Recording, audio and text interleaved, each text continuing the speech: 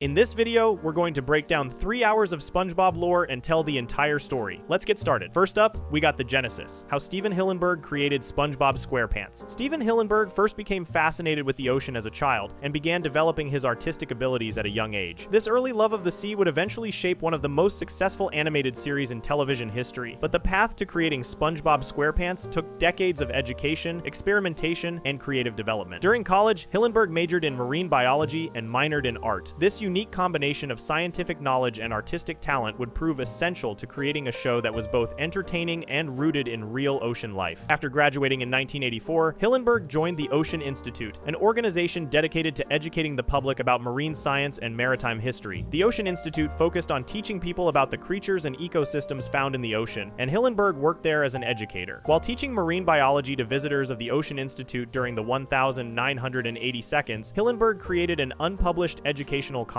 book. He made this comic in 1989 to teach his students about undersea life in a fun and engaging way. The comic was titled The Intertidal Zone. The intertidal zone is the area of the shoreline that is covered by water at high tide and exposed to air at low tide. This zone is home to many interesting sea creatures that must adapt to constantly changing conditions. In this educational comic, Hillenburg created a character called Bob the Sponge. This character wore sunglasses and was designed to look like a natural sea sponge, not the square kitchen sponge that SpongeBob would eventually become. Bob the Sponge served as a host or narrator in the comic, introducing readers to various sea creatures and teaching them about ocean life. This character would later serve as the basis for SpongeBob SquarePants, though the design and personality would change significantly. The Intertidal Zone comic book was never published commercially. It remained an educational tool that Hillenburg used while teaching at the Ocean Institute. However, the characters and concepts from this comic would not go to waste. Years later, when Hillenburg decided to create an animated television series, he would return to these underwater characters and reimagine them for a completely different purpose. In 1987, Hillenburg left the Ocean Institute to pursue a career in animation. He spent several years studying experimental animation at the California Institute of the Arts. This was a major career change, moving from marine biology education to the entertainment industry. During this time, Hillenburg learned the technical skills needed to create animated content and developed his understanding of storytelling and character design. A few years after studying animation, Hillenburg met Joe Murray at an animation festival. Murray was the creator of a Nickelodeon series called Rocko's Modern Life. Murray was impressed by Hillenburg's work and offered him a job as a director on the show. Hillenburg joined Nickelodeon in 1992 as an artist on Rocko's Modern Life. This was his first major job in the animation industry and gave him valuable experience working on a successful animated television series. Working on Rocko's Modern Life was crucial to Hillenburg's development as a creator. He learned how animated shows were produced, how stories were developed, and how to work with a team of writers and artists. He also met many people who would later work with him on SpongeBob SquarePants, including voice actors and writers. One important connection was Tom Kenny, who voiced various characters on Rocko's Modern Life and would eventually become the voice of SpongeBob. While Hillenburg was working on Rocko's Modern Life, one of the writers, Martin Olson, read his old comic book, The Intertidal Zone. Olson encouraged Hillenburg to create a television series with a similar concept. At that point, Hillenburg had not even considered creating his own series. However, Olson's suggestion planted a seed in his mind. He began to think about how he could take the underwater characters from his educational comic and transform them into entertaining characters for a television show. Rocko's Modern Life was canceled in 1996. Shortly afterwards, Hillenburg began working on what would become SpongeBob's SquarePants. He started drawing and used character designs from his comic book, including a starfish, a crab, and a sponge. However, he made significant changes to these characters. The realistic sea sponge wearing sunglasses became a square, yellow kitchen sponge. This change was important because Hillenburg wanted the character to be immediately recognizable and appealing to children. For the main character, Hillenburg initially wanted to use the name SpongeBoy with no last name. The series was going to be called SpongeBoy Ahoy. Hillenburg thought this name captured the nautical theme and the character's innocent, childlike personality. The entire pilot episode was created with this name. Voice acting was completed, animation was finished, and everything was ready to go. However, after voice acting had been completed for the original 7-minute pilot episode, the Nickelodeon legal department discovered a major problem. The name SpongeBoy was already in use for another product. Specifically, it was being used as the name for a mop. This meant that Nickelodeon could not use the name SpongeBoy for their show because it would create trademark and copyright issues. The entire project had to be renamed. In choosing a replacement name, Hillenburg felt he still had to use the word sponge so that viewers would not mistake the character for something else. He was particularly worried that people might think the character was a piece of cheese because of his square, yellow appearance. Hillenburg settled on the name SpongeBob, which kept the nautical theme while clearly identifying the character as a sponge. The surname SquarePants came about in an interesting way. Tom Kenny, the voice actor chosen for the main character, saw a picture of the character design. Looking at the square sponge wearing pants, Kenny remarked something along the lines of, "Boy, look at this sponge in square pants," thinking he can get a job in a fast food place. Hillenburg loved this phrase. He thought SquarePants was a perfect family name because it described the character's square shape and clothing, while also having what he called a nice ring to it. The name also reinforced the character's nerdy, awkward personality. Tom Kenny had worked with Hillenburg on Rocko's Modern Life, so Hillenburg already knew his voice acting abilities. When Hillenburg created SpongeBob SquarePants, he approached Kenny to voice the main character. Interestingly, Kenny had originally used the voice of SpongeBob for a minor background character on Rocko's Modern Life. After using the voice for that one appearance, Kenny forgot how to perform it and did not intend to use it again. He had used it once and moved on. However, Hillenburg remembered that voice. When he was developing SpongeBob and thinking about what the character should sound like, he recalled Kenny's performance on Rocko. Hillenburg found a video clip of the episode with that character and showed it to Kenny to remind him of the voice. When Hillenburg heard Kenny perform the voice again, he knew immediately that this was exactly what he wanted for his character. Hillenburg was so certain that he told Nickelodeon executives, "That's it, I don't want to hear anybody else do the voice." The network wanted to audition more voice actors and consider celebrities, but Hillenburg refused. In 1997, Hillenburg pitched a 7-minute pilot episode to Nickelodeon. The pitch was successful, and Nickelodeon was interested in the show. However, the network executives had a major demand that threatened to derail the entire project. Before commissioning SpongeBob as a full series, Nickelodeon executives insisted that the show would not be popular unless the main character was a child who went to school. Nickelodeon had a specific formula that they believed led to successful animated shows. They told Hillenburg that their winning formula was animation about kids in school, and they wanted him to put SpongeBob in school, similar to how the character Arnold from Hey Arnold went to school. The executives believed that children watching the show would only relate to the character if he was a child like them, attending classes and dealing with homework and teachers. This demand went completely against Hillenburg's creative vision. He had designed SpongeBob as an adult character with a job. The entire concept revolved around SpongeBob working as a fry cook at a restaurant called the Krusty Krab. Making SpongeBob a child in school would require completely restructuring the show and removing what Hillenburg considered to be the heart of the concept. Hillenburg later recalled that he was prepared to walk out on Nickelodeon and abandon the project entirely rather than change his vision. However, Hillenburg came up with a creative compromise. He created Mrs. Puff's boating school. This allowed SpongeBob to attend a type of school while still being an adult character with a job. In the show, SpongeBob repeatedly attempts to get his boating license by attending boating school, which functions like driver's education in the real world. This satisfied Nickelodeon's demand for a school setting while allowing Hillenburg to keep SpongeBob as an adult character who works at the Krusty Krab. The boating school episodes became a recurring element of the series, with Mrs. Puff serving as SpongeBob's long-suffering teacher. The show was initially only greenlit for 6 half-hour episodes, which meant 12 total segments since each half-hour contained 2 separate stories. Hillenburg later said that he thought if the show did go to a full season, they would get 12 chances to write stories, and that might be it. He expected the show might produce 12 episodes and then get canceled, which was common for new animated series. He had no idea that he was creating what would become one of the longest-running and most successful animated shows in television history. The series first aired as a special preview after the 1999 Kids' Choice Awards on the 1st of May 1999. This preview featured 3 episodes: Help Wanted, Reef Blower, and Tea at the Tree Dome. Help Wanted was particularly significant because it introduced all the main characters and established the setting of Bikini Bottom. In this episode, SpongeBob applies for a job at the Krusty Krab and must prove himself worthy of becoming a fry cook. The show then officially premiered with regularly scheduled episodes on the 17th of July, 1999. To Hillenburg's surprise, the show became a massive ratings success almost immediately.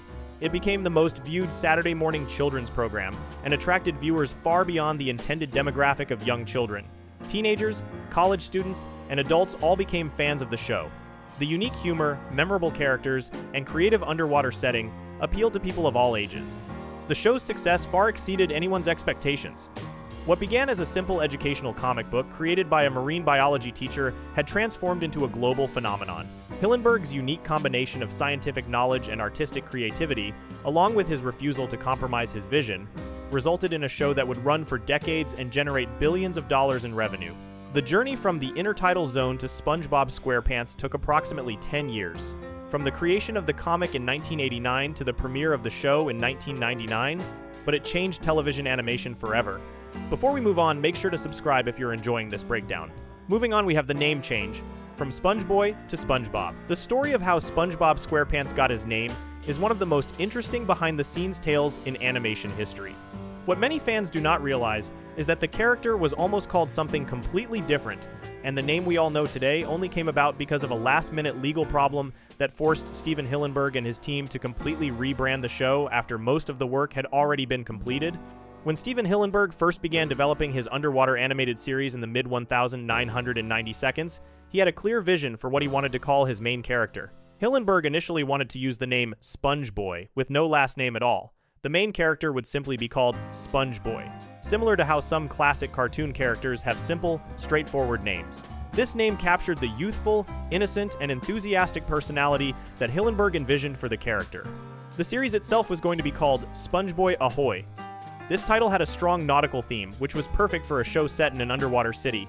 The word ahoy is a traditional greeting used by sailors, and it immediately communicated to potential viewers that this was a show about ocean life and underwater adventures. Hillenburg and his creative team were satisfied with this title and believed it would appeal to their target audience of children. Development on the show continued with the name SpongeBoy. Scripts were written referring to the character as SpongeBoy. Character designs featured the name. Marketing materials were created. Most importantly, the entire original 7-minute pilot episode was produced using this name. Voice actors recorded their lines saying SpongeBoy throughout the dialogue. Animators drew scenes with the character being called SpongeBoy. Sound editors mixed audio that included the name SpongeBoy. The pilot episode was completely finished and ready to be presented to Nickelodeon executives. The pilot episode had taken months of work to produce. Creating even a short animated episode requires an enormous amount of effort from dozens of people. Writers develop the story, storyboard artists sketch out each scene, character designers finalize how everyone looks, voice actors record their performances, animators bring the drawings to life, and editors put everything together. All of this work had been completed for the pilot using the name SpongeBoy. However, after all the voice acting had been completed and recorded for the original 7-minute pilot episode, a major problem was discovered. The Nickelodeon legal department, whose job is to make sure the network does not violate any trademarks or copyrights, began conducting their standard searches. They needed to verify that the name SpongeBoy was available for use and that no other company or product was already using it. This is a routine part of developing any new television show, movie, or commercial product. The legal search revealed devastating news. The name SpongeBoy was already in use for another product. Specifically, someone had already trademarked the name SpongeBoy for a mop. A mop is a cleaning tool used to wash floors, and there was already a product on the market using the name that Hillenburg wanted for his show.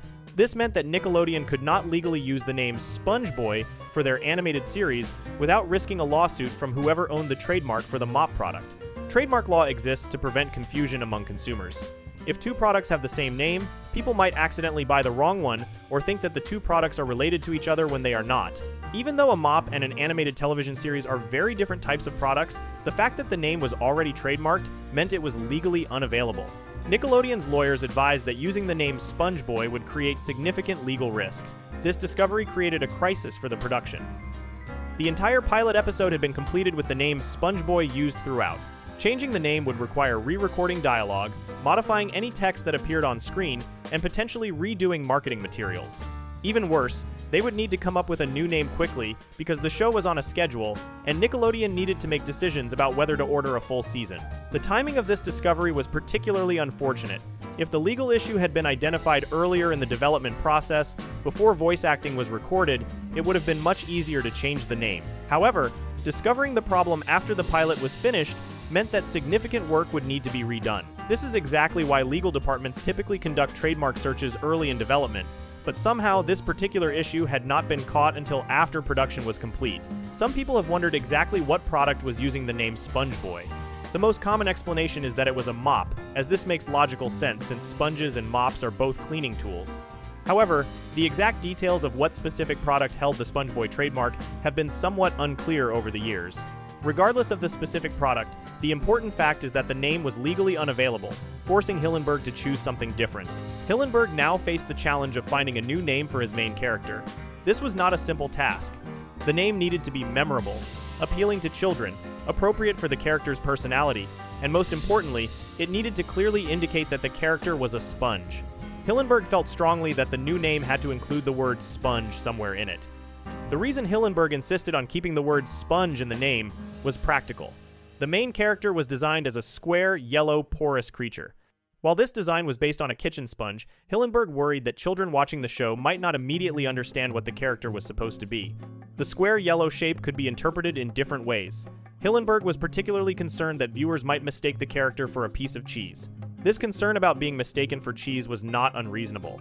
Cheese is often depicted in cartoons and illustrations as yellow with holes in it, similar to Swiss cheese. The main character was yellow and had visible pores or holes in his body. Without being explicitly told that the character was a sponge, some viewers, especially young children, they might look at the square yellow character and think cheese rather than sponge. This confusion would undermine the entire ocean theme of the show. By including the word sponge directly in the character's name, Hillenburg could eliminate this confusion immediately. As soon as viewers heard the character's name, they would know he was a sponge, not a piece of cheese or some other square yellow object. This would help establish the underwater setting and make the character's nature clear to everyone watching. After deciding that the new name needed to include the word sponge, Hillenburg settled on SpongeBob. This name kept the same basic sound and rhythm as SpongeBoy while clearly identifying the character as a sponge. Bob is a common, friendly-sounding name that conveys the character's ordinary, everyman personality. The name SpongeBob suggested a regular, relatable character who happened to be a sponge, which was exactly the tone Hillenburg wanted. However, Hillenburg now faced another decision. The character had originally been designed with no last name, just SpongeBoy, but SpongeBob seemed incomplete without a surname. The character needed a full name that would make him feel like a complete, well-developed character, rather than just a simple cartoon with a one-word name. Hillenburg began thinking about what last name would work well with SpongeBob. The solution came from an unexpected source. Tom Kenny, the voice actor who had been hired to voice the main character, was looking at the character design. The design showed a square sponge wearing pants. Looking at this image, Kenny made a casual, offhand remark. He said something to the effect of, "Boy, look at this sponge in square pants, thinking he can get a job in a fast food place." Kenny's comment was not intended as a serious suggestion for the character's name. He was simply making an observation about the character design, noting the amusing contrast between the character's appearance and his ambitious goal of working in a restaurant. However, Hillenburg heard Kenny's phrase, "sponge in square pants," and immediately recognized that it was perfect. Hillenburg loved the phrase, "square pants." It had multiple layers of meaning that all worked well for the character. First, and most obviously, it described the character's appearance. The character was literally square-shaped and wore pants, so square pants was an accurate description. Second, the phrase had a nice ring to it, according to Hillenburg. It sounded good when spoken aloud, with a pleasant rhythm and sound. Names that sound good are more memorable and easier for audiences to remember and repeat. Third, and perhaps most importantly to Hillenburg, the name SquarePants reinforced the character's personality. In informal English, calling someone square can mean they are old-fashioned, nerdy, uncool, or socially awkward. A square person is someone who does not understand current trends or who behaves in an overly proper, conventional way. This was exactly the type of personality Hillenburg had created for the main character. SpongeBob was meant to be nerdy, innocent, naive, and enthusiastic in a way that other characters sometimes found annoying or uncool. The name SquarePants subtly communicated all of this. Hillenburg decided that SquarePants would be the character's family name or surname. The main character would be called SpongeBob SquarePants. This gave the character a complete, memorable name that clearly identified him as a sponge, while also describing his appearance and hinting at his personality. The full name SpongeBob SquarePants had a playful, slightly silly quality that matched the tone of the show perfectly. With the new name decided, the production team had to go back and make changes to the pilot episode. Any dialogue that said SpongeBoy had to be re-recorded as SpongeBob. This required bringing the voice actors back into the studio to record new lines. Any text on screen that showed the name had to be changed. The show's title was changed from SpongeBoy Ahoy to simply SpongeBob SquarePants, making the character's full name also the title of the series. Despite the extra work and expense involved in changing the name after production was complete, the forced name change ultimately worked out well. SpongeBob SquarePants is arguably a better, more memorable name than SpongeBoy would have been. The full name has more personality and character. It tells you more about who the character is just from hearing his name. The name SpongeBob SquarePants has become one of the most recognizable character names in entertainment history, known by children and adults around the world. The story of the name change is a reminder of how accidents and problems during production can sometimes lead to better creative decisions. If the legal department had not discovered the trademark issue, the show would have been called SpongeBoy Ahoy, and the main character would have been simply SpongeBoy.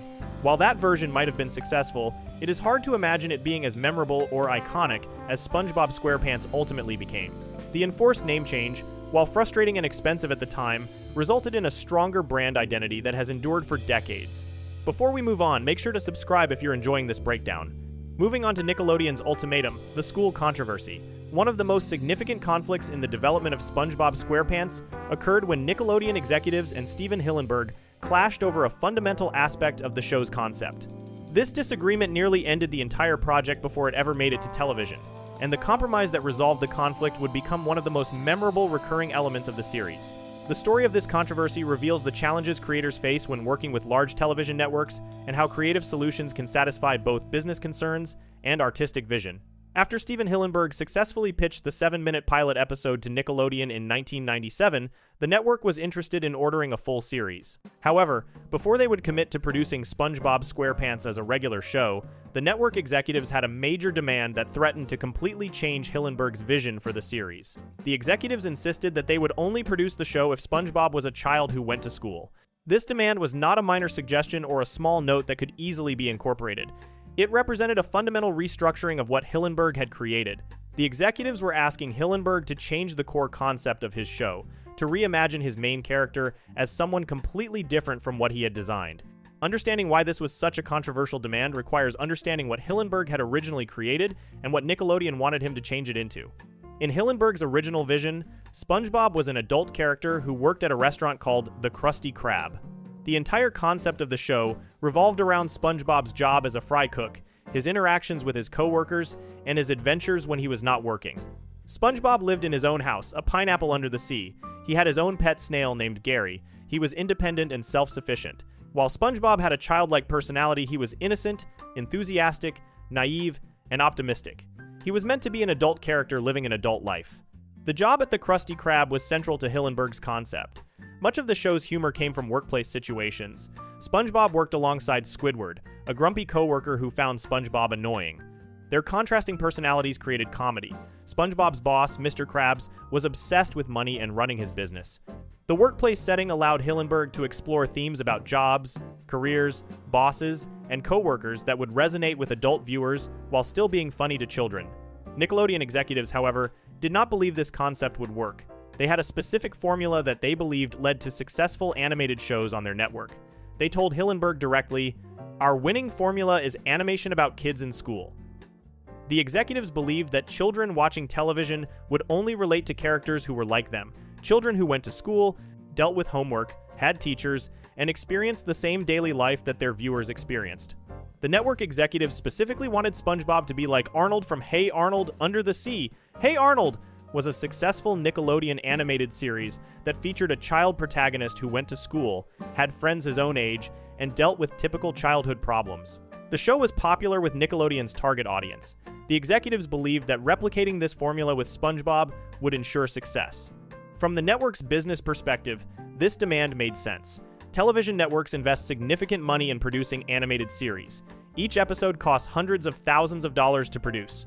Networks need to feel confident that a show will attract viewers and generate ratings that will make the investment worthwhile. Nickelodeon executives looked at their past successes and saw a pattern. Shows about kids in school tended to do well with their audience. They wanted to apply this proven formula to the new show. The executives were particularly concerned that children would not relate to an adult character with a job. They worried that kids would not understand or care about workplace humor. They thought that stories about a restaurant and a fry cook would not interest young viewers who had no experience with jobs or workplaces. In their view, children wanted to watch shows about characters who lived lives similar to their own, which meant going to school, not working at a restaurant. For Steven Hillenburg, however, this demand was completely unacceptable. Making SpongeBob a child in school would require destroying the fundamental concept he had spent years developing. It would mean removing the Krusty Krab, changing SpongeBob's relationship with the other characters, and eliminating the workplace humor that was central to his vision. Hillenburg had not created a show about a child going to school. He had created a show about an adult with a job who maintained a childlike sense of wonder and enthusiasm. Hillenburg later recalled that he was prepared to walk out on Nickelodeon entirely rather than change his vision. Walking out would mean abandoning the project completely. It would mean that all the work he had done developing the show, creating the characters, writing the pilot, recording voices, animating scenes would be wasted. SpongeBob SquarePants would never be made. Hillenburg would need to either try to sell the show to a different network or give up on the project entirely and work on something else. This was an enormous risk for Hillenburg to take. Nickelodeon was one of the leading networks for children's animation. Getting a show produced by Nickelodeon was a significant opportunity that many creators never received. Walking away from this opportunity because of a creative disagreement could have been career suicide. Many people in Hillenburg's position would have simply agreed to make the changes the network wanted rather than risk losing everything. However, Hillenburg believed strongly in his vision. He understood that changing SpongeBob into a child in school would create a completely different show from what he wanted to make. It would not be his creation anymore. It would be something the network had demanded. A show designed by committee to fit a formula rather than a show created from genuine creative inspiration.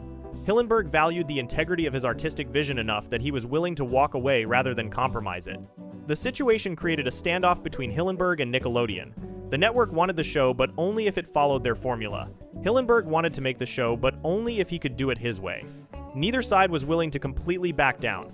This type of creative conflict is common in the entertainment industry, where artistic vision often clashes with business concerns and market research. Sometimes these conflicts end with the creator accepting the network's demands. Sometimes they end with the project being canceled. In rare cases, a compromise is found that satisfies both parties. Fortunately, Stephen Hillenburg came up with a creative compromise that would resolve the conflict. Rather than making SpongeBob a child who went to elementary school or high school, Hillenburg created Mrs. Puff's boating school. This was a specialized school that adult characters attended to learn how to drive boats, which in the underwater world of Bikini Bottom served the same function as cars in the human world. Boating school was essentially driver's education. This compromise was brilliant because it satisfied both Hillenburg's vision and Nickelodeon's demands. SpongeBob could remain an adult character who worked at the Krusty Krab and lived independently in his own house. The workplace setting and all the associated humor could stay intact. At the same time, the show would feature a school setting with a teacher, allowing for stories about SpongeBob trying to pass tests, dealing with a frustrated teacher, and experiencing the anxiety of repeated failure. The network got their school setting, and Hillenburg got to keep his adult character with a job. Mrs. Puff's boating school also had several creative advantages that Hillenburg probably did not anticipate when he first proposed the compromise. The boating school setting allowed the show to explore themes of repeated failure and perseverance. SpongeBob desperately wants to get his boating license, but he repeatedly fails his driving test because he becomes too nervous and causes chaos whenever he gets behind the wheel of a boat. This created an ongoing storyline that could be revisited throughout the series. The character of Mrs. Puff, the teacher at the boating school, became one of the show's most memorable supporting characters. Mrs. Puff is a pufferfish who inflates when she becomes scared or stressed, which happens frequently because of SpongeBob's disastrous driving. Her growing frustration with SpongeBob as he fails test after test after test provided great comedy. The episodes featuring Mrs. Puff's boating school became fan favorites, and Mrs. Puff herself became popular enough that she was later established as Mr. Krabs' girlfriend in the series. The boating school episodes also resonated with viewers in unexpected ways. Many teenagers and young adults who watched the show were going through the process of learning to drive and getting their driver's licenses in real life. They could relate to the anxiety SpongeBob felt about driving tests and the frustration of failing. The boating school became a clever parallel to the real-world experience of driver's education, making it relatable to older viewers while still being funny to younger children who simply enjoyed the slapstick chaos of SpongeBob's terrible driving. The compromise also set an important precedent for how Hillenburg would handle the show going forward. He had demonstrated that he was willing to work with the network and find creative solutions to their concerns, but he would not simply cave in and accept demands that violated his core vision. This balance between collaboration and artistic integrity helped establish a productive working relationship between Hillenburg and Nickelodeon. Looking back at this controversy decades later, it is clear that Hillenburg was right to fight for his vision. The show's success proved that children would watch and enjoy a show about an adult character with a job. The workplace setting at the Krusty Krab became one of the most iconic elements of the series. The dynamic between SpongeBob, Squidward, and Mr. Krabs provided endless comedy for hundreds of episodes. If Hillenburg had given in to Nickelodeon's demands and made SpongeBob a child in regular school, the show would have been completely different and likely far less successful. The controversy also demonstrates an important lesson about television and creativity. Network executives, despite their experience in market research, do not always know what will work.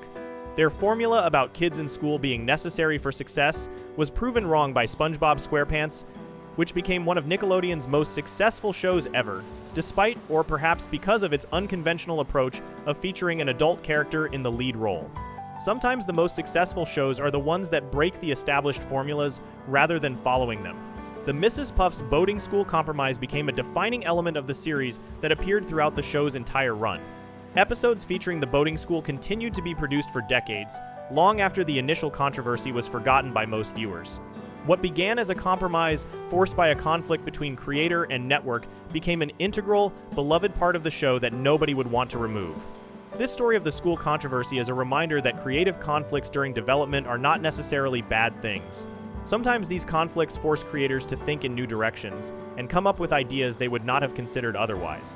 The pressure from Nickelodeon forced Hillenburg to add an element to his show that ended up enriching it. While Hillenburg was right to fight for his overall vision, the network's insistence on a school setting led to the creation of Mrs. Puff and the boating school, which made the show better. The resolution of this controversy allowed SpongeBob SquarePants to move forward into production. With both Hillenburg and Nickelodeon satisfied with the compromise, the network greenlit the show for its initial order of episodes. SpongeBob would remain an adult with a job at the Krusty Krab, while also attending Mrs. Puff's boating school, creating a unique combination that had never been seen before in animated television. Before we move on, make sure to subscribe if you're enjoying this breakdown. Moving on to the premiere, the 1st of May 1999. After years of development, creative conflicts, and production work, SpongeBob SquarePants was finally ready to be shown to the world. The premiere of the show marked the beginning of what would become one of the most successful animated series in television history, though nobody involved could have predicted just how popular and long-lasting the show would become. The story of how SpongeBob first appeared on television screens reveals both the careful planning that went into launching the show and the unexpected ways it exceeded everyone's expectations. Nickelodeon decided to introduce SpongeBob SquarePants to audiences through a special preview rather than a regular premiere. This preview aired after the 1999 Kids' Choice Awards on the 1st of May 1999. The Kids' Choice Awards was and still is an annual awards show produced by Nickelodeon where children vote for their favorite television shows, movies, music, and other entertainment.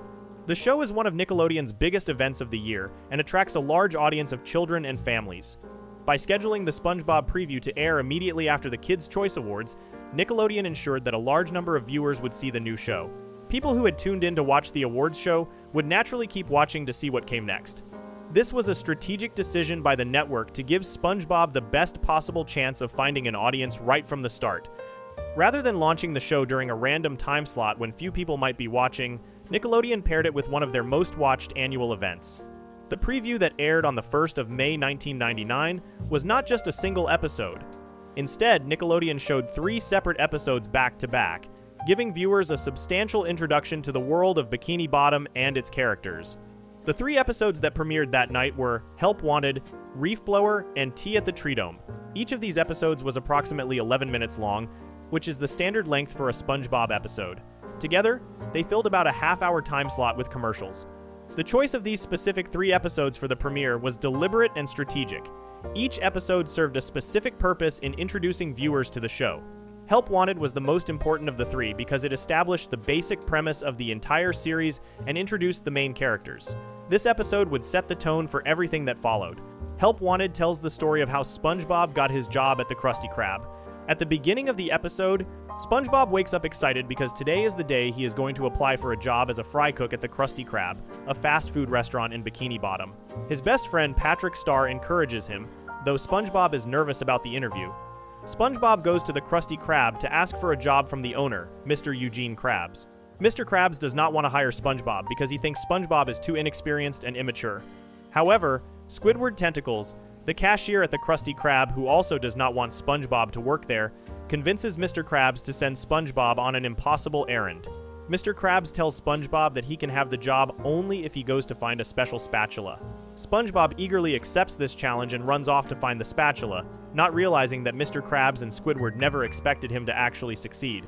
While SpongeBob is gone, a large group of hungry anchovies arrives at the Krusty Krab. In the world of SpongeBob, anchovies are depicted as a mob of aggressive, demanding customers who overwhelm everything in their path. Mr. Krabs and Squidward are completely unable to handle the massive crowd of anchovies who all want food immediately. The situation becomes chaotic and dangerous as the anchovies swarm the restaurant. SpongeBob returns with the spatula he was sent to find and sees the chaos. He immediately jumps into action and begins cooking Krabby Patties at an impossibly fast speed, feeding all the anchovies and satisfying them. He uses his spatula with incredible skill, flipping patties through the air and assembling burgers faster than should be physically possible. His performance is so impressive that Mr. Krabs immediately hires him on the spot. The episode ends with SpongeBob officially becoming the fry cook at the Krusty Krab. This first episode was crucial because it accomplished several important tasks in just 11 minutes. It introduced viewers to SpongeBob and established his personality as enthusiastic, optimistic, and eager to work. It showed his home in the pineapple under the sea and his friendship with Patrick. It introduced Mr. Krabs and Squidward and established their personalities, Mr. Krabs as money-focused and business-oriented, Squidward as grumpy and dismissive of SpongeBob. Most importantly, it established the central setting of the Krusty Krab and explained how SpongeBob got his job there. The second episode of the premiere was Reef Blower. This episode was unique and unusual compared to almost every other SpongeBob episode ever made. Reef Blower contained no dialogue whatsoever. There were no spoken words, no conversations between characters, and no narration. The entire story was told purely through visual comedy and sound effects. This made it very different from Help Wanted and from most animated television shows in general. In Reef Blower, SpongeBob is using a reef blower, which is an underwater equivalent of a leaf blower, to clean up his yard. He is trying to remove debris and dirt from in front of his pineapple house. However, the reef blower does not work properly, and SpongeBob struggles to operate it. The machine malfunctions repeatedly, blowing debris in unintended directions. Some of the debris ends up in Squidward's yard, annoying him. Squidward is trying to relax and sunbathe, but SpongeBob's cleaning efforts keep disturbing him. The episode consists entirely of visual gags showing SpongeBob's incompetent attempts to use the reef blower and the resulting chaos. Objects get blown around unpredictably. SpongeBob accidentally sucks things up with the machine. Squidward becomes increasingly frustrated. Eventually, after much struggle and mishap, SpongeBob finally gets all the debris cleaned up from his yard, only for a tiny shell to land in his yard at the very end, suggesting the whole cycle might start again. The decision to include Reef Blower in the premiere was interesting because it showed viewers that SpongeBob SquarePants could work in different formats. While most episodes would feature dialogue and character interactions, this wordless episode demonstrated that the show could also succeed through pure physical comedy and visual humor. It showed that the animation quality was good enough to tell stories without relying on words. The third episode of the premiere was Tea at the Treedome. This episode was significant because it introduced Sandy Cheeks, one of the main characters of the series. Sandy is a squirrel from Texas who lives underwater in a glass dome filled with air called the Treedome. She wears a diving suit and helmet that provides her with air when she leaves her dome to explore the ocean. In Tea at the Treedome, SpongeBob sees Sandy for the first time while she is fighting a giant clam. SpongeBob is impressed by her karate skills and strength. Sandy saves herself from the clam and meets SpongeBob. She invites him to come to her tree dome for tea and cookies. SpongeBob eagerly accepts the invitation, excited to make a new friend. However, SpongeBob does not understand that the tree dome is filled with air, not water. When he arrives at Sandy's home, he enters an environment without water. As a sea sponge, SpongeBob needs water to survive. Without water, he begins to dry out. His body starts to shrivel, and he becomes dehydrated. SpongeBob is too embarrassed to admit to Sandy that he needs water, so he tries to tough it out and act like everything is fine. Patrick arrives at the tree dome to join SpongeBob. Patrick is a starfish who also needs water to survive. Both SpongeBob and Patrick begin suffering from severe dehydration as they try to have tea with Sandy, but neither of them wants to admit they are in distress. They become increasingly dried out and desperate for water. Sandy does not realize what is happening because she does not need water the way they do. Eventually, SpongeBob and Patrick become so dehydrated that they are near death. At the last moment, they realize they need to be honest about their problem. Sandy understands the issue and gives them water helmets, which are bowls filled with water that they wear on their heads. These helmets allow them to breathe and stay hydrated while in the tree dome. The episode ends with SpongeBob and Patrick recovering and enjoying tea with Sandy, now that they have the proper equipment to survive in her air-filled home. This third episode was important for several reasons. It introduced Sandy, who would become one of the most important supporting characters throughout the series. It established the Tree Dome as a unique location distinct from the rest of Bikini Bottom. It showed that SpongeBob and Patrick sometimes get into trouble because they are too embarrassed or polite to admit when they need help. The episode also demonstrated the show's willingness to put its characters in genuine danger for comedy. These 3 episodes together provided a comprehensive introduction to the world of SpongeBob SquarePants. Viewers who watched the premiere saw the main setting of the Krusty Krab, met the central characters including SpongeBob, Patrick, Mr. Krabs, and Squidward, were introduced to the important supporting character Sandy Cheeks, saw examples of both dialogue-heavy and purely visual comedy, and got a sense of the show's humor and tone. By the end of the preview, viewers had a complete understanding of what the show was and what future episodes might be like. The preview on the 1st of May 1999 was successful in attracting viewers and generating interest in the show. However, this was not the official premiere of SpongeBob SquarePants as a regular series. The preview was essentially a test to see how audiences would respond. Nickelodeon wanted to gauge whether people liked the show before committing to airing it regularly. After the successful preview, Nickelodeon scheduled the official premiere of SpongeBob SquarePants for the 17th of July, 1999. This was when the show began airing regularly as part of Nickelodeon's scheduled programming. From this point forward, new episodes would air on a consistent schedule, and SpongeBob would become a permanent part of Nickelodeon's lineup, rather than just a special one-time event. When SpongeBob SquarePants was first greenlit for production, Nickelodeon had only ordered 6 half-hour episodes.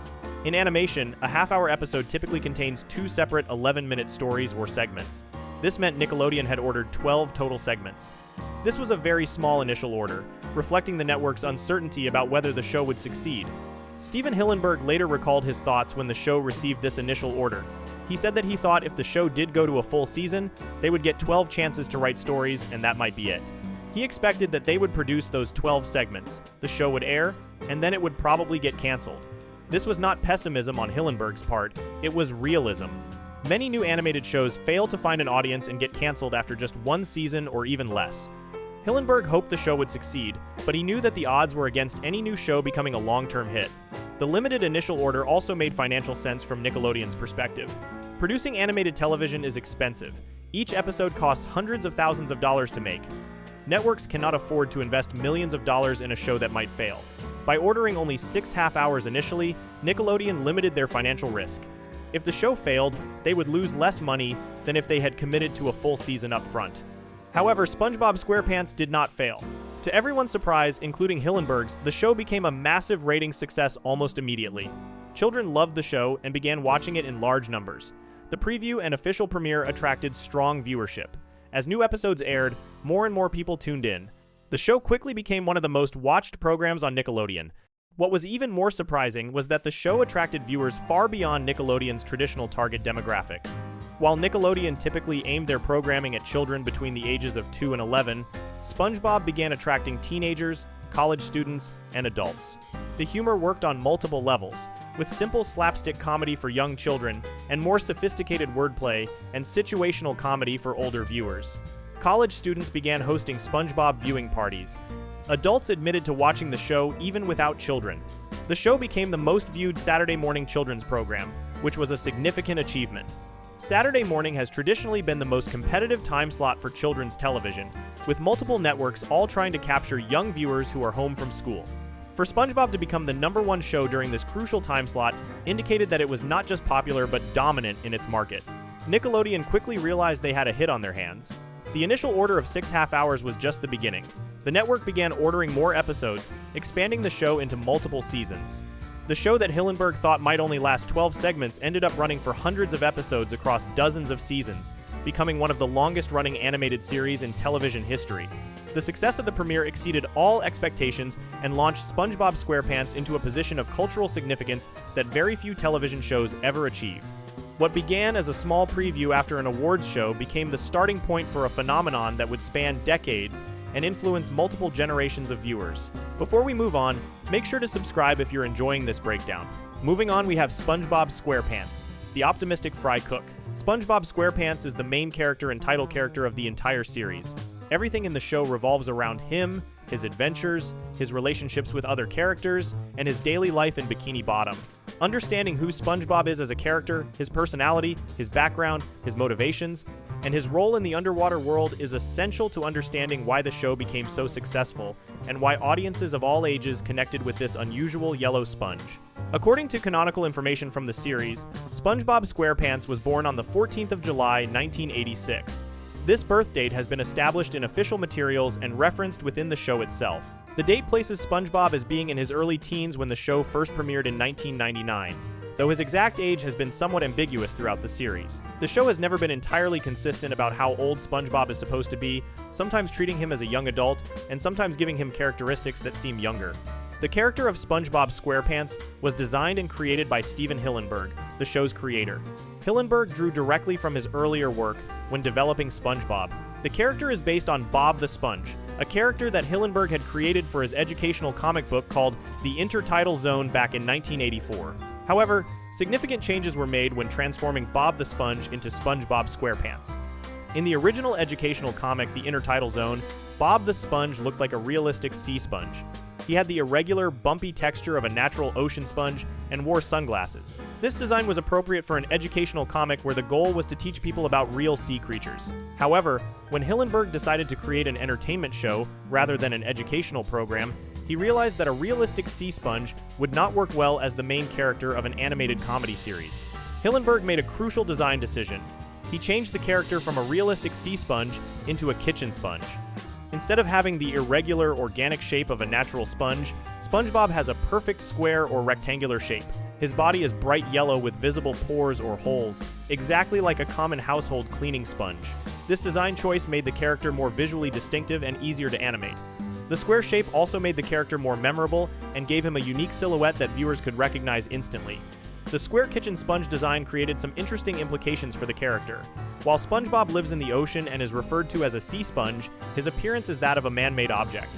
This creates an amusing contradiction that the show generally ignores. SpongeBob is treated as a natural ocean creature by the other characters, but his appearance clearly suggests he is an artificial sponge. This strange combination of natural and artificial is part of the show's surreal humor. SpongeBob's physical appearance includes several distinctive features beyond his square shape.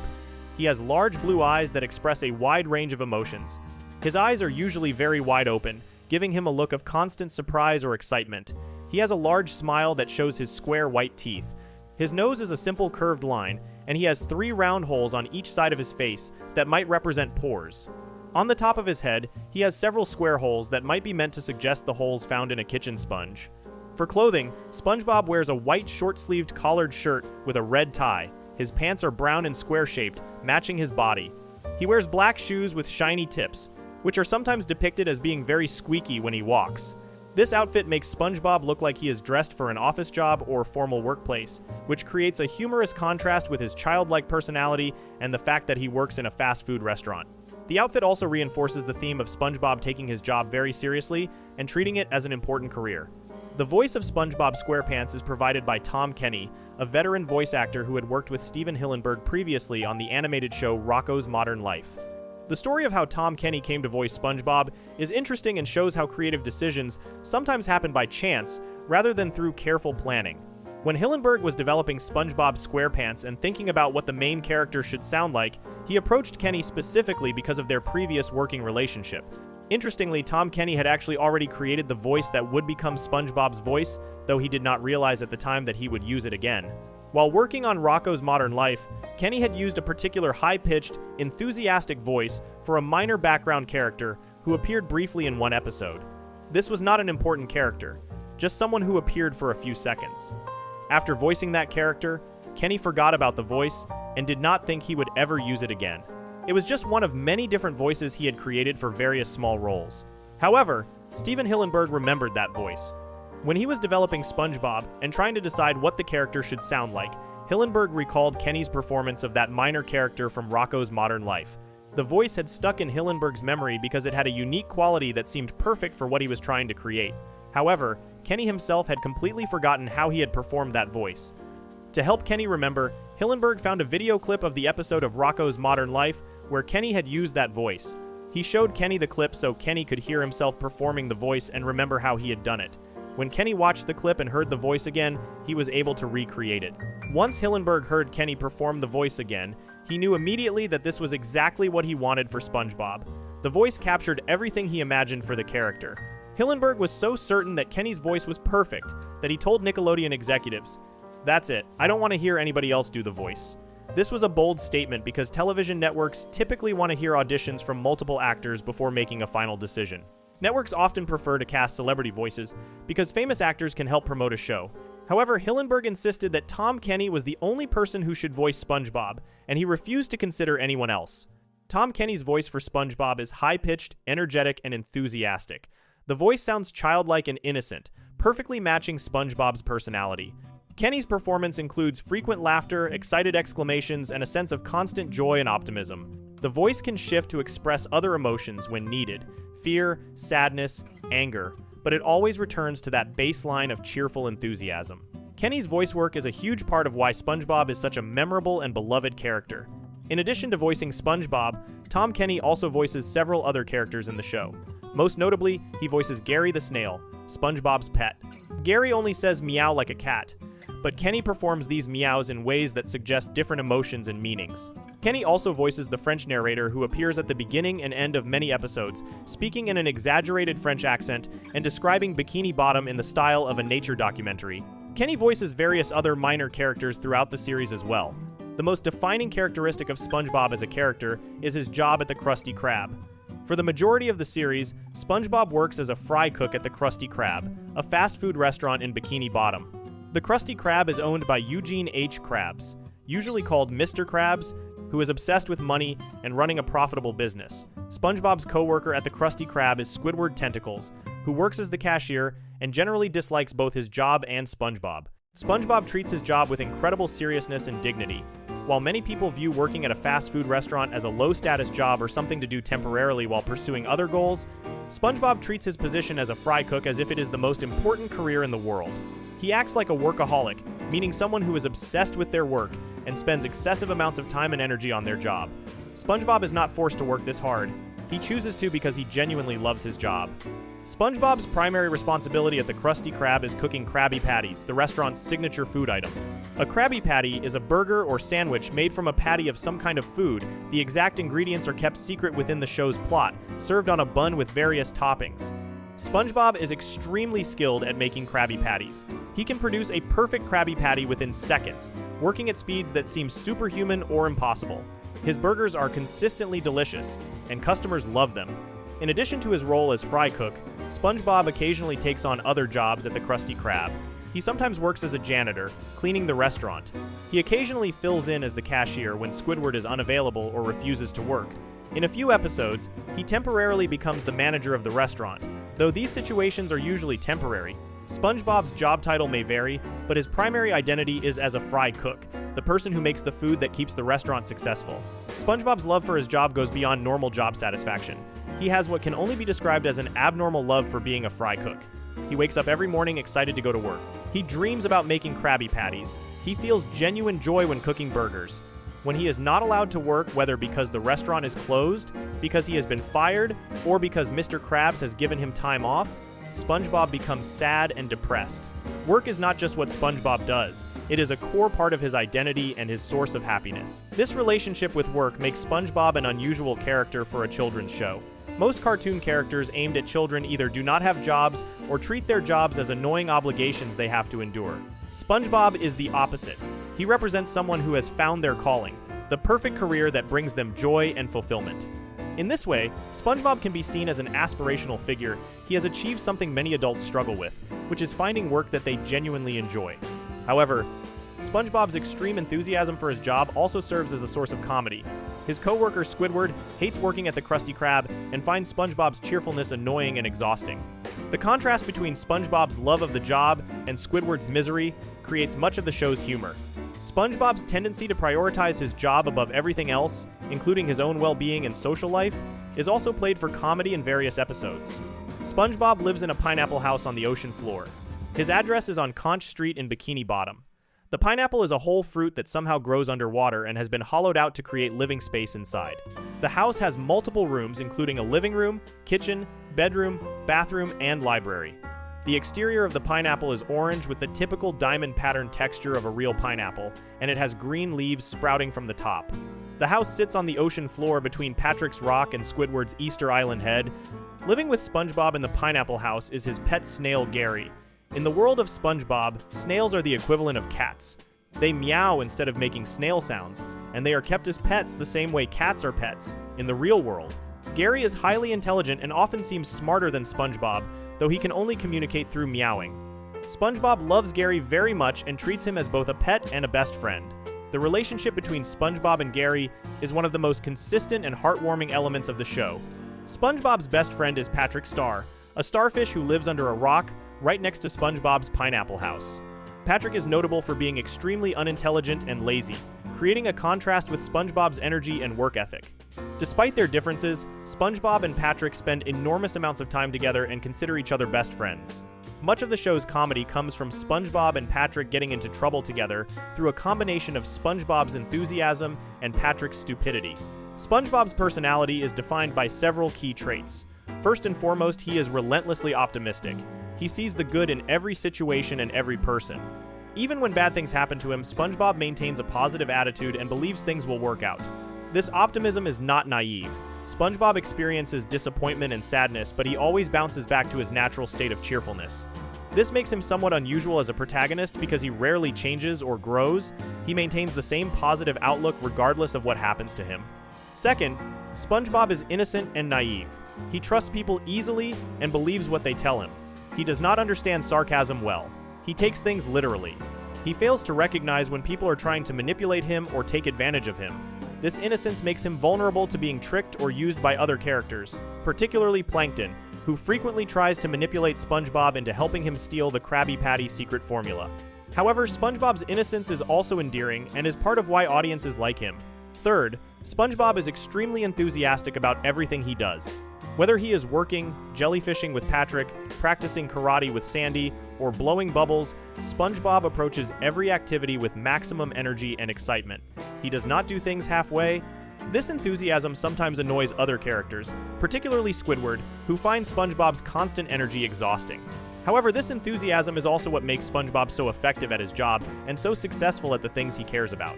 Fourth, SpongeBob is kind and caring toward others. He genuinely wants to help people and make them happy. He performs acts of kindness without expecting anything in return. He tries to be a good friend, a good employee, and a good neighbor. When people are mean to him, he typically responds with more kindness rather than anger or revenge. This goodness is a core part of his character, though it sometimes leads to him being taken advantage of by less ethical characters. Despite these positive traits, SpongeBob is not perfect. He can be annoying, particularly to Squidward. His enthusiasm and constant cheerfulness can be overwhelming to people who prefer quiet and calm. He sometimes fails to read social cues and does not realize when people want him to leave them alone. His childlike behavior is endearing in many contexts but inappropriate in others. He can be inconsiderate of other people's needs when he becomes focused on something he wants to do. SpongeBob also has notable flaws and weaknesses. The most prominent is his inability to drive a boat properly. In the underwater world of Bikini Bottom, boats serve the same function as cars in the human world. SpongeBob desperately wants to get his boating license, but he repeatedly fails his driving test because he becomes extremely nervous behind the wheel and causes chaos and destruction whenever he tries to drive. This ongoing failure is a recurring plot element throughout the series. Another significant aspect of SpongeBob's character is his age ambiguity. The show has never been entirely clear about how old SpongeBob is supposed to be. He has a job, lives independently, pays bills, and handles adult responsibilities, which suggests he is an adult. However, his behavior, voice, and personality are very childlike. He attends boating school like a teenager learning to drive. His birth date of the 14th of July, 1986 would make him relatively young, but the show exists in a timeless state where years pass without characters aging. This ambiguity is intentional and allows the show to appeal to both children and adults. SpongeBob's character design and personality were influenced by Stephen Hillenburg's own experiences and the people around him. Hillenburg incorporated elements from various sources, including Tom Kenny's personality, when creating the character. Before becoming an animator, Hillenburg had worked as a fry cook himself, giving him first-hand knowledge of what that job entailed. This personal experience informed how he wrote SpongeBob's relationship with his work. Over the decades that SpongeBob SquarePants has been on the air, the character has remained remarkably consistent. While some characters on long-running shows change significantly over time, SpongeBob has maintained the same core personality traits throughout hundreds of episodes. He is still optimistic, enthusiastic, kind, naive, and devoted to his job. This consistency is part of what has made the character so enduring and beloved by multiple generations of viewers. SpongeBob SquarePants as a character represents something that resonates with audiences of all ages. For children, he is a fun, energetic character who gets into silly adventures. For teenagers and adults, he represents innocence, optimism, and finding joy in simple things. The character succeeds because he is simultaneously simple enough for young children to understand and complex enough for older viewers to appreciate. His love for his job and his determination to be the best fry cook possible, combined with his fundamental kindness and good nature, make him a protagonist that audiences genuinely want to spend time with. Before we move on, make sure to subscribe if you're enjoying this breakdown. Moving on to Patrick Star, the lovable starfish under the rock. Patrick Star is one of the main characters in SpongeBob SquarePants and serves as SpongeBob's best friend throughout the series. While SpongeBob is the energetic, optimistic protagonist, Patrick provides a contrasting personality that creates much of the show's comedy. Understanding Patrick's character, his design, his role in the show, and his relationship with SpongeBob is essential to understanding how the show works and why it became so successful. Patrick Star is a fictional character in Nickelodeon's animated television series, SpongeBob SquarePants. He is voiced by actor Bill Fagerbakke, who was chosen for the role during the show's initial casting process. Patrick was created and designed by marine biologist and animator Stephen Hillenburg, the same person who created SpongeBob and all the other main characters. Patrick first appeared in the very first episode of the series, which was the pilot episode called Help Wanted. This episode premiered on the 1st of May 1999, the same day that SpongeBob himself first appeared on television. The fact that Patrick appeared in the pilot episode shows that he was conceived as a main character from the very beginning. He was not added later as the show developed. He was part of Hillenburg's original vision for what the show would be. Patrick's presence in that first episode established his friendship with SpongeBob and showed viewers that this relationship would be central to the series. Even in that first episode, the dynamic between the two characters was clear. SpongeBob was nervous and uncertain, while Patrick provided encouragement and support, albeit not always helpful support. Patrick Star is a starfish, which is a type of marine animal also known as a sea star. Starfish are real ocean creatures that typically have 5 arms extending from a central body, creating a star shape. Patrick's design is based on this real animal, though like all characters in SpongeBob SquarePants, he is heavily stylized and cartoonish rather than realistic. Patrick is depicted as an overweight coral pink starfish. His body is a 5-pointed star shape, though his proportions are much rounder and heavier than a typical starfish would be in real life. The decision to make Patrick overweight and heavy was deliberate. Stephen Hillenburg and the character designers wanted Patrick to look slow and sedentary, matching his lazy personality. Patrick's body is thick and rounded, giving him a soft appearance. His color is a bright coral pink, which makes him visually distinctive and easy to recognize. Unlike some stylized cartoon characters, Patrick actually looks quite similar to certain species of real starfish, particularly in his color and basic shape, though his size and proportions are exaggerated. Patrick lives under a rock in the underwater city of Bikini Bottom. This is not a metaphorical statement. Patrick's home is literally underneath a large rock on the ocean floor. The rock sits on the ground right next to SpongeBob's pineapple house. When Patrick wants to enter or exit his home, he simply lifts up one edge of the rock and crawls underneath it or out from under it. The rock then falls back down into place. The interior of Patrick's home under the rock has been shown in various episodes throughout the series. Surprisingly, there is actually a furnished living space under the rock. Patrick has a bed, furniture, and other possessions despite living under what appears from the outside to be just a simple rock. The exact layout and appearance of Patrick's home has been inconsistent across different episodes, sometimes showing a small, simple space and other times showing a much larger area. This inconsistency is typical of cartoon logic, where the interior of buildings does not need to match what seems physically possible from the outside. The choice to have Patrick live under a rock is both practical and symbolic. Practically, it creates a very simple, distinctive home that is immediately recognizable and easy for animators to draw repeatedly.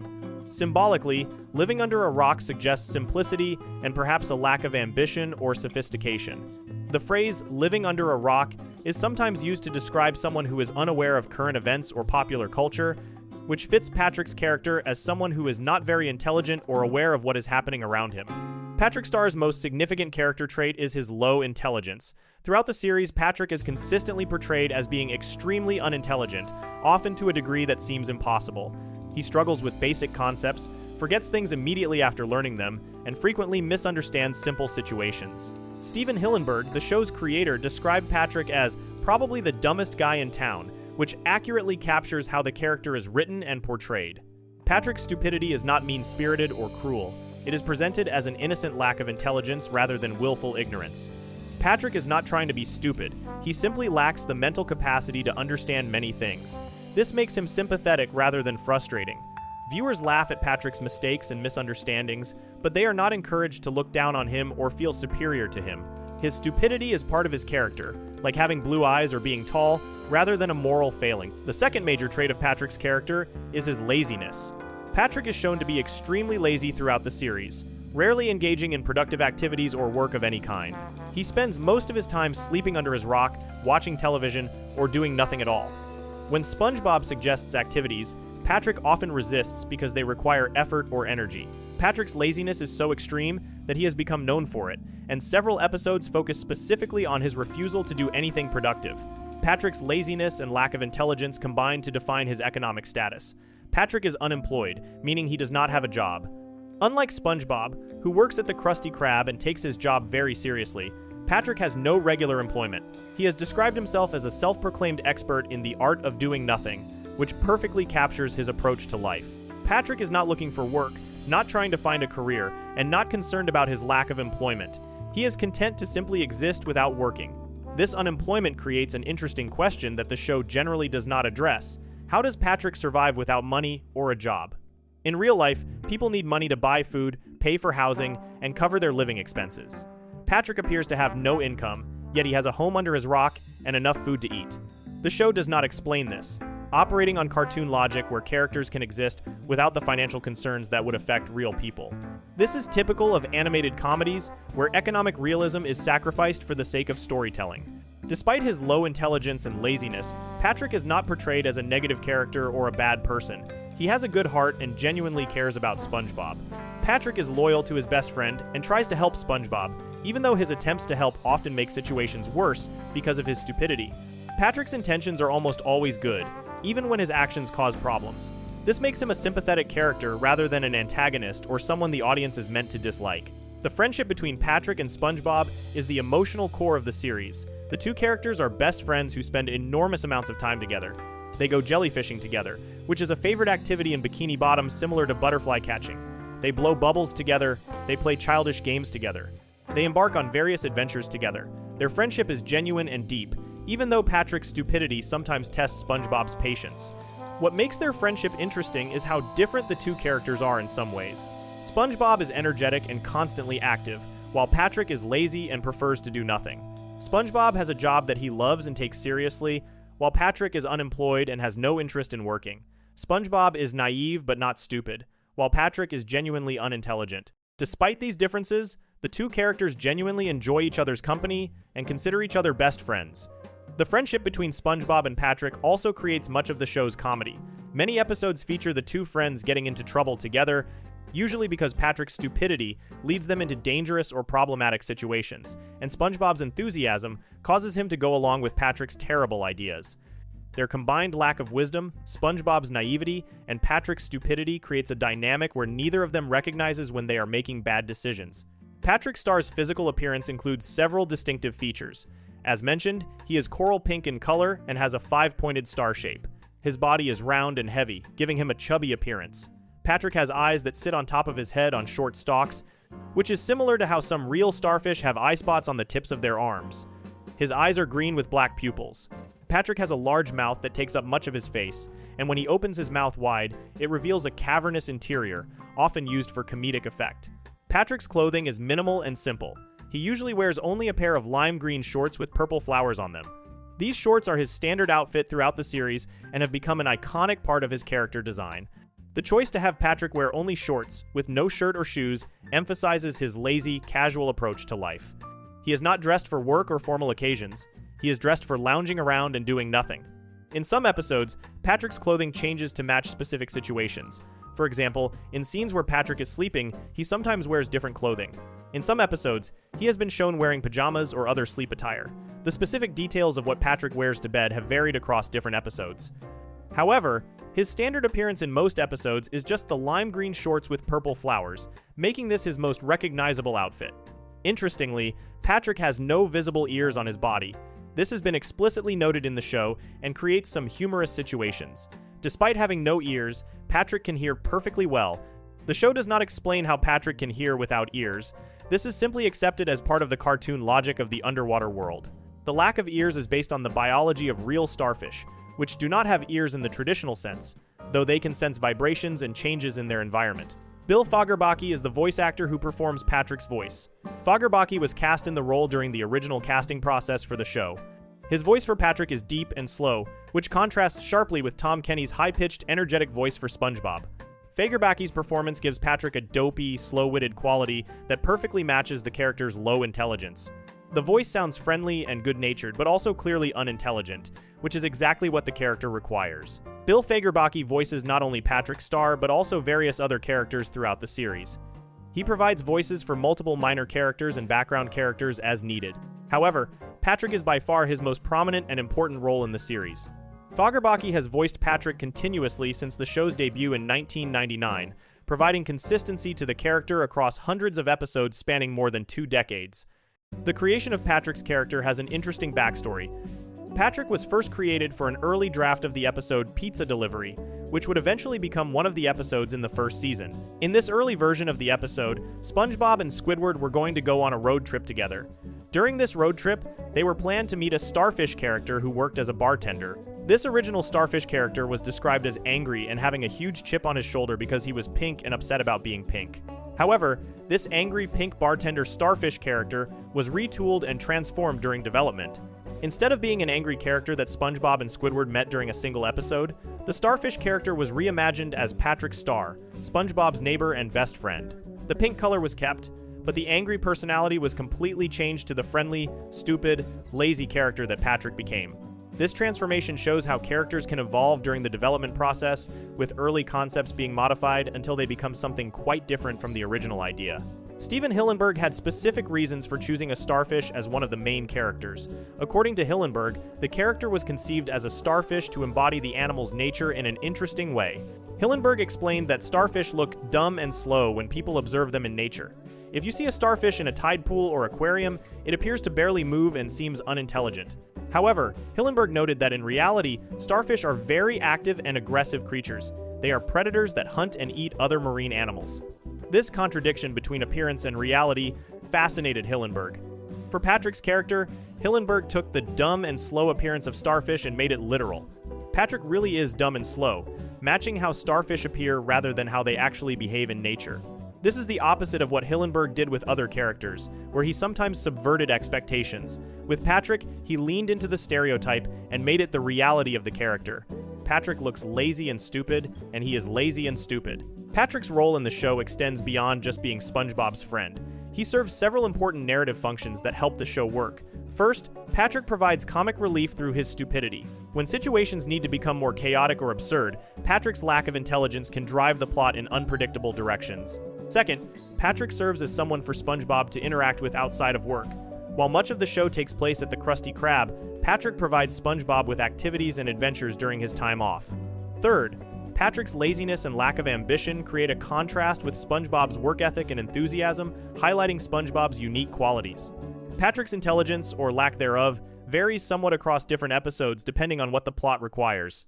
In some episodes, Patrick is merely slow-witted and simple. In other episodes, Patrick is so profoundly stupid that he seems incapable of basic functions like breathing or walking. This inconsistency is common in long-running comedy shows where character traits are exaggerated or minimized as needed for specific stories. However, the baseline for Patrick's character is always that he is the least intelligent main character in the show. Despite his stupidity, Patrick occasionally displays moments of surprising intelligence or insight. These moments are rare but memorable. Sometimes Patrick will say something unexpectedly wise, or come up with a clever solution to a problem. These moments are usually played for comedy, with other characters being shocked that Patrick said something intelligent. The humor comes from the contrast between Patrick's usual stupidity and these occasional flashes of intelligence. However, these moments are exceptions that prove the rule. Patrick's baseline state is unintelligent. Patrick's relationship with other characters besides SpongeBob is also worth noting. Squidward, SpongeBob's neighbor and co-worker, generally finds Patrick just as annoying as he finds SpongeBob, if not more so. Squidward views Patrick as an idiot and does not enjoy spending time with him. Mr. Krabs, SpongeBob's boss, has limited interaction with Patrick but generally views him as a nuisance or potential customer. Sandy Cheeks, the squirrel from Texas, is sometimes friends with Patrick but also gets annoyed by his stupidity. Plankton occasionally tries to use Patrick's stupidity to his advantage when scheming to steal the Krabby Patty formula. Patrick Star has become one of the most recognizable and popular characters in the SpongeBob SquarePants franchise. His distinctive pink color, star shape, and simple-minded personality have made him memorable to audiences. Patrick appears in virtually every episode of the show, either as a main character driving the plot or as a supporting character who appears briefly. His importance to the series is reflected in the fact that he later received his own spin-off show called The Patrick Star Show, which premiered in 2021, more than 20 years after Patrick first appeared. The character of Patrick Star represents something that resonates with audiences, particularly younger viewers. Patrick's laziness and lack of ambition, combined with his genuine friendship with SpongeBob, make him relatable to people who do not feel driven to succeed or achieve great things. Patrick is content to simply exist, enjoy simple pleasures, and spend time with his friend. In a world that often pressures people to be productive and accomplished, Patrick represents the appeal of just relaxing and not worrying about responsibilities or expectations.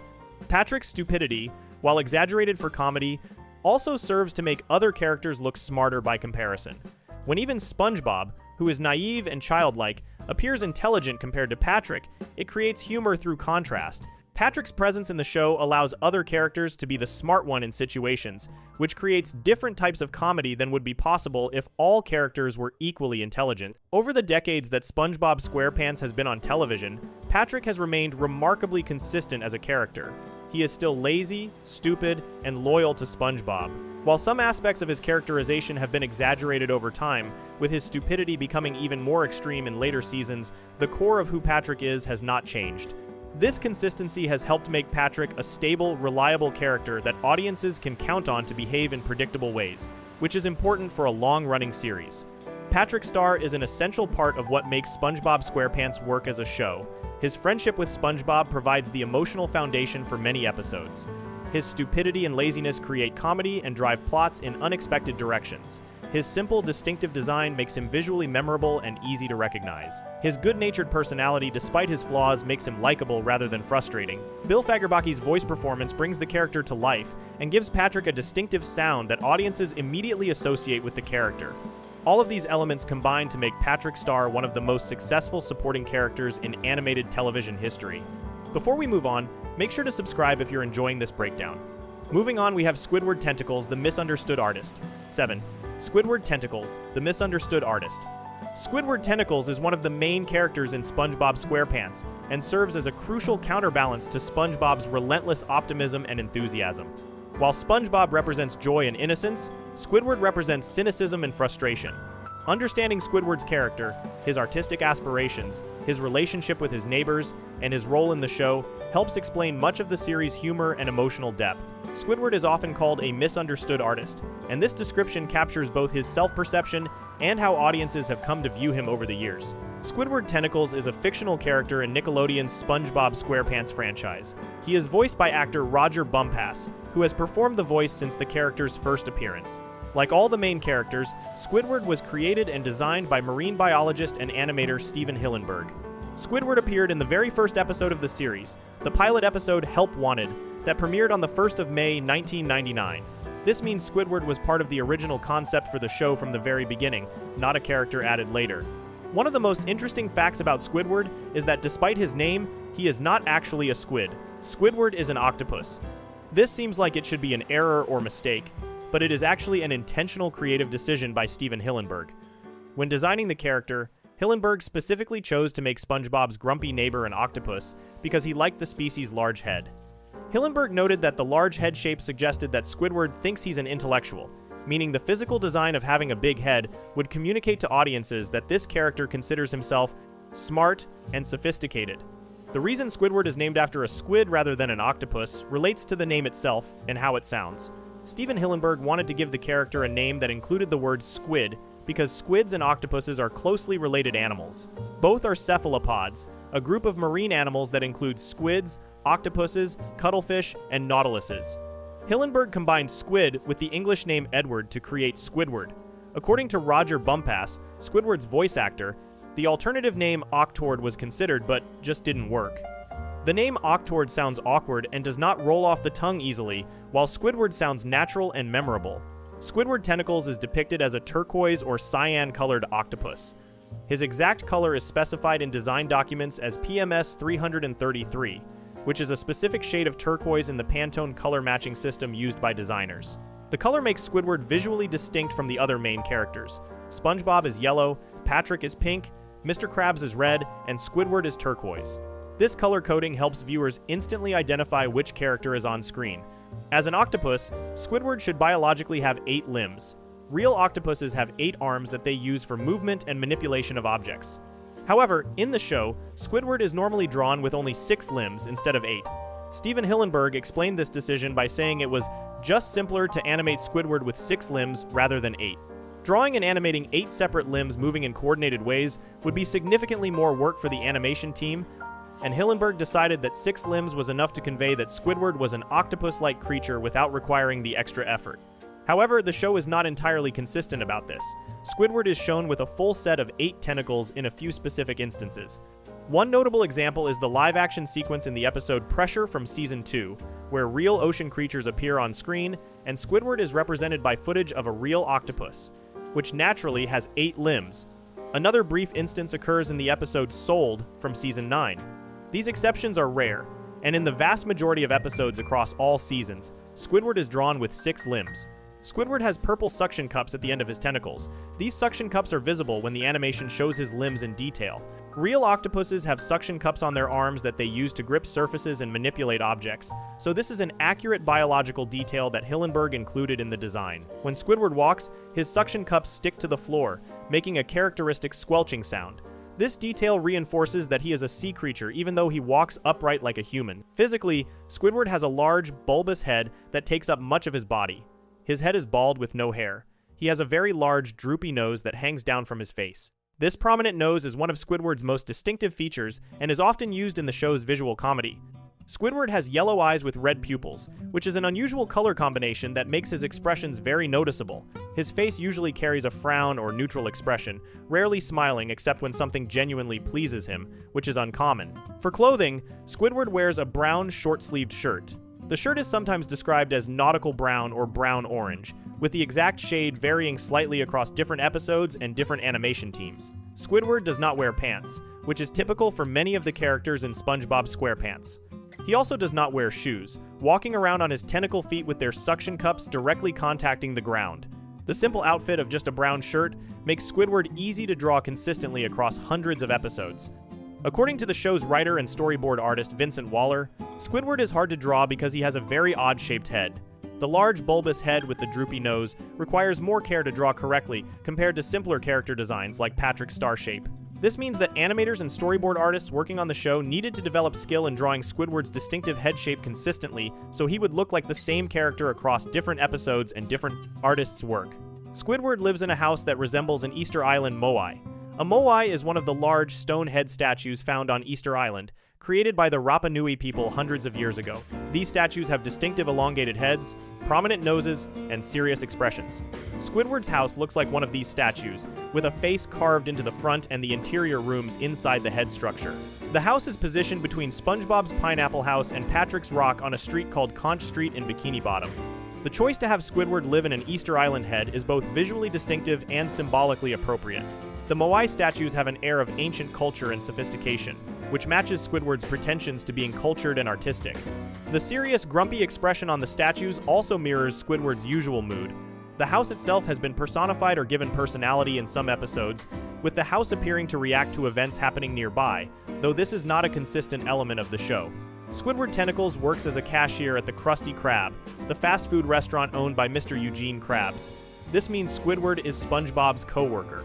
The two of them work together at the restaurant, with SpongeBob cooking the food and Squidward taking orders from customers and operating the cash register. Squidward absolutely hates his job at the Krusty Krab. He finds the work boring, demeaning, and beneath his perceived station in life. He resents having to work in fast food when he believes he should be recognized as a serious artist. Squidward's personality can be described as cynical, selfish, sarcastic, introverted, and grumpy. He is deeply unhappy with his life and situation. He feels that he deserves better than what he has. He believes he is more talented and sophisticated than the other residents of Bikini Bottom recognize. This creates a constant sense of frustration and bitterness that defines much of his character. Squidward is frequently annoyed by everything and everyone around him, particularly SpongeBob and Patrick. The relationship between Squidward and SpongeBob is one of the most important dynamics in the entire series. SpongeBob considers Squidward a friend and treats him with kindness and enthusiasm. SpongeBob genuinely likes Squidward and wants to spend time with him. However, Squidward does not feel the same way. Squidward finds SpongeBob incredibly annoying. SpongeBob's constant cheerfulness, his loud voice, his childish behavior, and his tendency to intrude on Squidward's private time all drive Squidward crazy. Squidward wants nothing more than to be left alone, but SpongeBob constantly seeks out his company. This creates a one-sided friendship that is played for comedy throughout the series. SpongeBob thinks they are friends. Squidward thinks SpongeBob is an annoying pest. However, the show occasionally reveals that Squidward's feelings are more complicated than pure dislike. In some episodes, Squidward is shown to care about SpongeBob despite claiming to hate him. When SpongeBob is in genuine danger or distress, Squidward sometimes helps him or shows concern. When Squidward thinks SpongeBob might be gone permanently, he sometimes experiences sadness or regret. These moments suggest that Squidward's constant irritation with SpongeBob masks a deeper, reluctant affection. Squidward's relationship with Patrick is simpler and more straightforward than his relationship with SpongeBob. Squidward considers Patrick an idiot and has no patience for him. Patrick's stupidity annoys Squidward even more than SpongeBob's cheerfulness. When SpongeBob and Patrick are together, causing double the chaos and noise, Squidward's frustration reaches its peak. Many episodes feature Squidward trying desperately to get away from SpongeBob and Patrick, who are obliviously bothering him despite his clear desire to be left alone. Despite Squidward's negative attitude and constant complaining, he is not meant to be a villain or antagonist in the traditional sense. The show presents Squidward sympathetically in many ways. His frustrations are often understandable and justified. SpongeBob and Patrick do intrude on his privacy, make excessive noise, damage his property, and interrupt his attempts to relax. Mr. Krabs does treat him poorly as an employee, paying him very little and showing no appreciation for his work. Squidward has genuine reasons to be unhappy with his situation. This makes him a more complex character than a simple villain would be. A crucial aspect of Squidward's character is his identity as an artist. Squidward desperately wants to be recognized as a talented artist and musician. He believes he has exceptional artistic ability that the world fails to appreciate. Squidward's primary artistic pursuit is playing the clarinet. He owns a clarinet and practices it frequently. However, the show makes it very clear that Squidward is not actually good at playing the clarinet. His playing is portrayed as terrible, producing harsh, unpleasant sounds that other characters find painful to listen to. This creates one of the central tragedies of Squidward's character. He is delusional about his own talent. Squidward genuinely believes he is an excellent clarinet player, but everyone who hears him play thinks he sounds terrible. Squidward is not aware that he lacks talent. He interprets other people's negative reactions as jealousy or lack of sophistication rather than honest assessments of his poor performance. This delusion extends to his other artistic pursuits as well. Besides playing clarinet, Squidward also engages in painting and considers himself a visual artist. He creates paintings and sculptures, which he believes demonstrate his artistic genius. However, like his music, Squidward's visual art is generally portrayed as being bad. Other characters do not appreciate his artwork, and his paintings are shown to be simplistic or strange rather than masterful.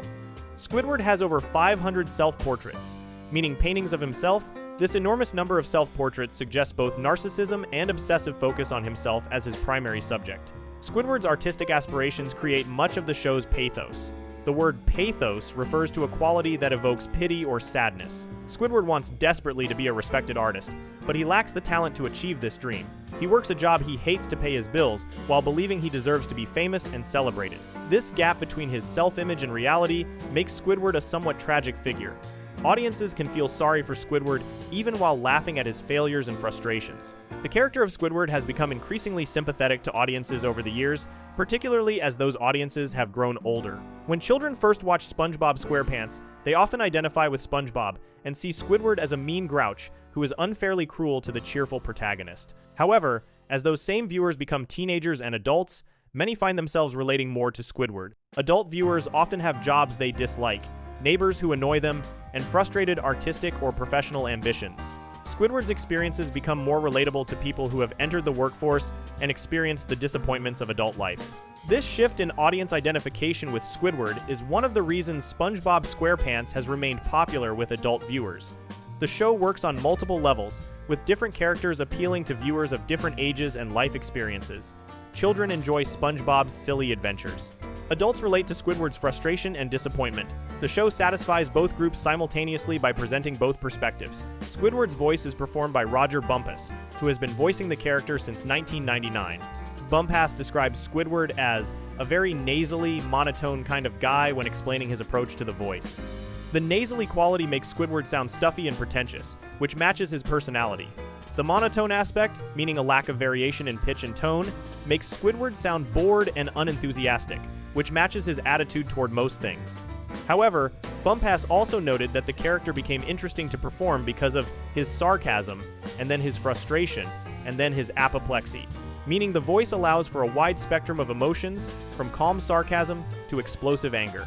Bumpass does not only voice Squidward, he also performs voices for several other characters in the show, including Squidward's mother. However, Squidward is by far his most prominent and important role. Bumpass has voiced Squidward continuously across hundreds of episodes for more than 2 decades, making him closely associated with the character. Many fans cannot imagine Squidward with any other voice. The show has explored Squidward's background and family to some extent, though not as thoroughly as SpongeBob's family. Squidward has a mother named Mrs. Tentacles, who has appeared in several episodes.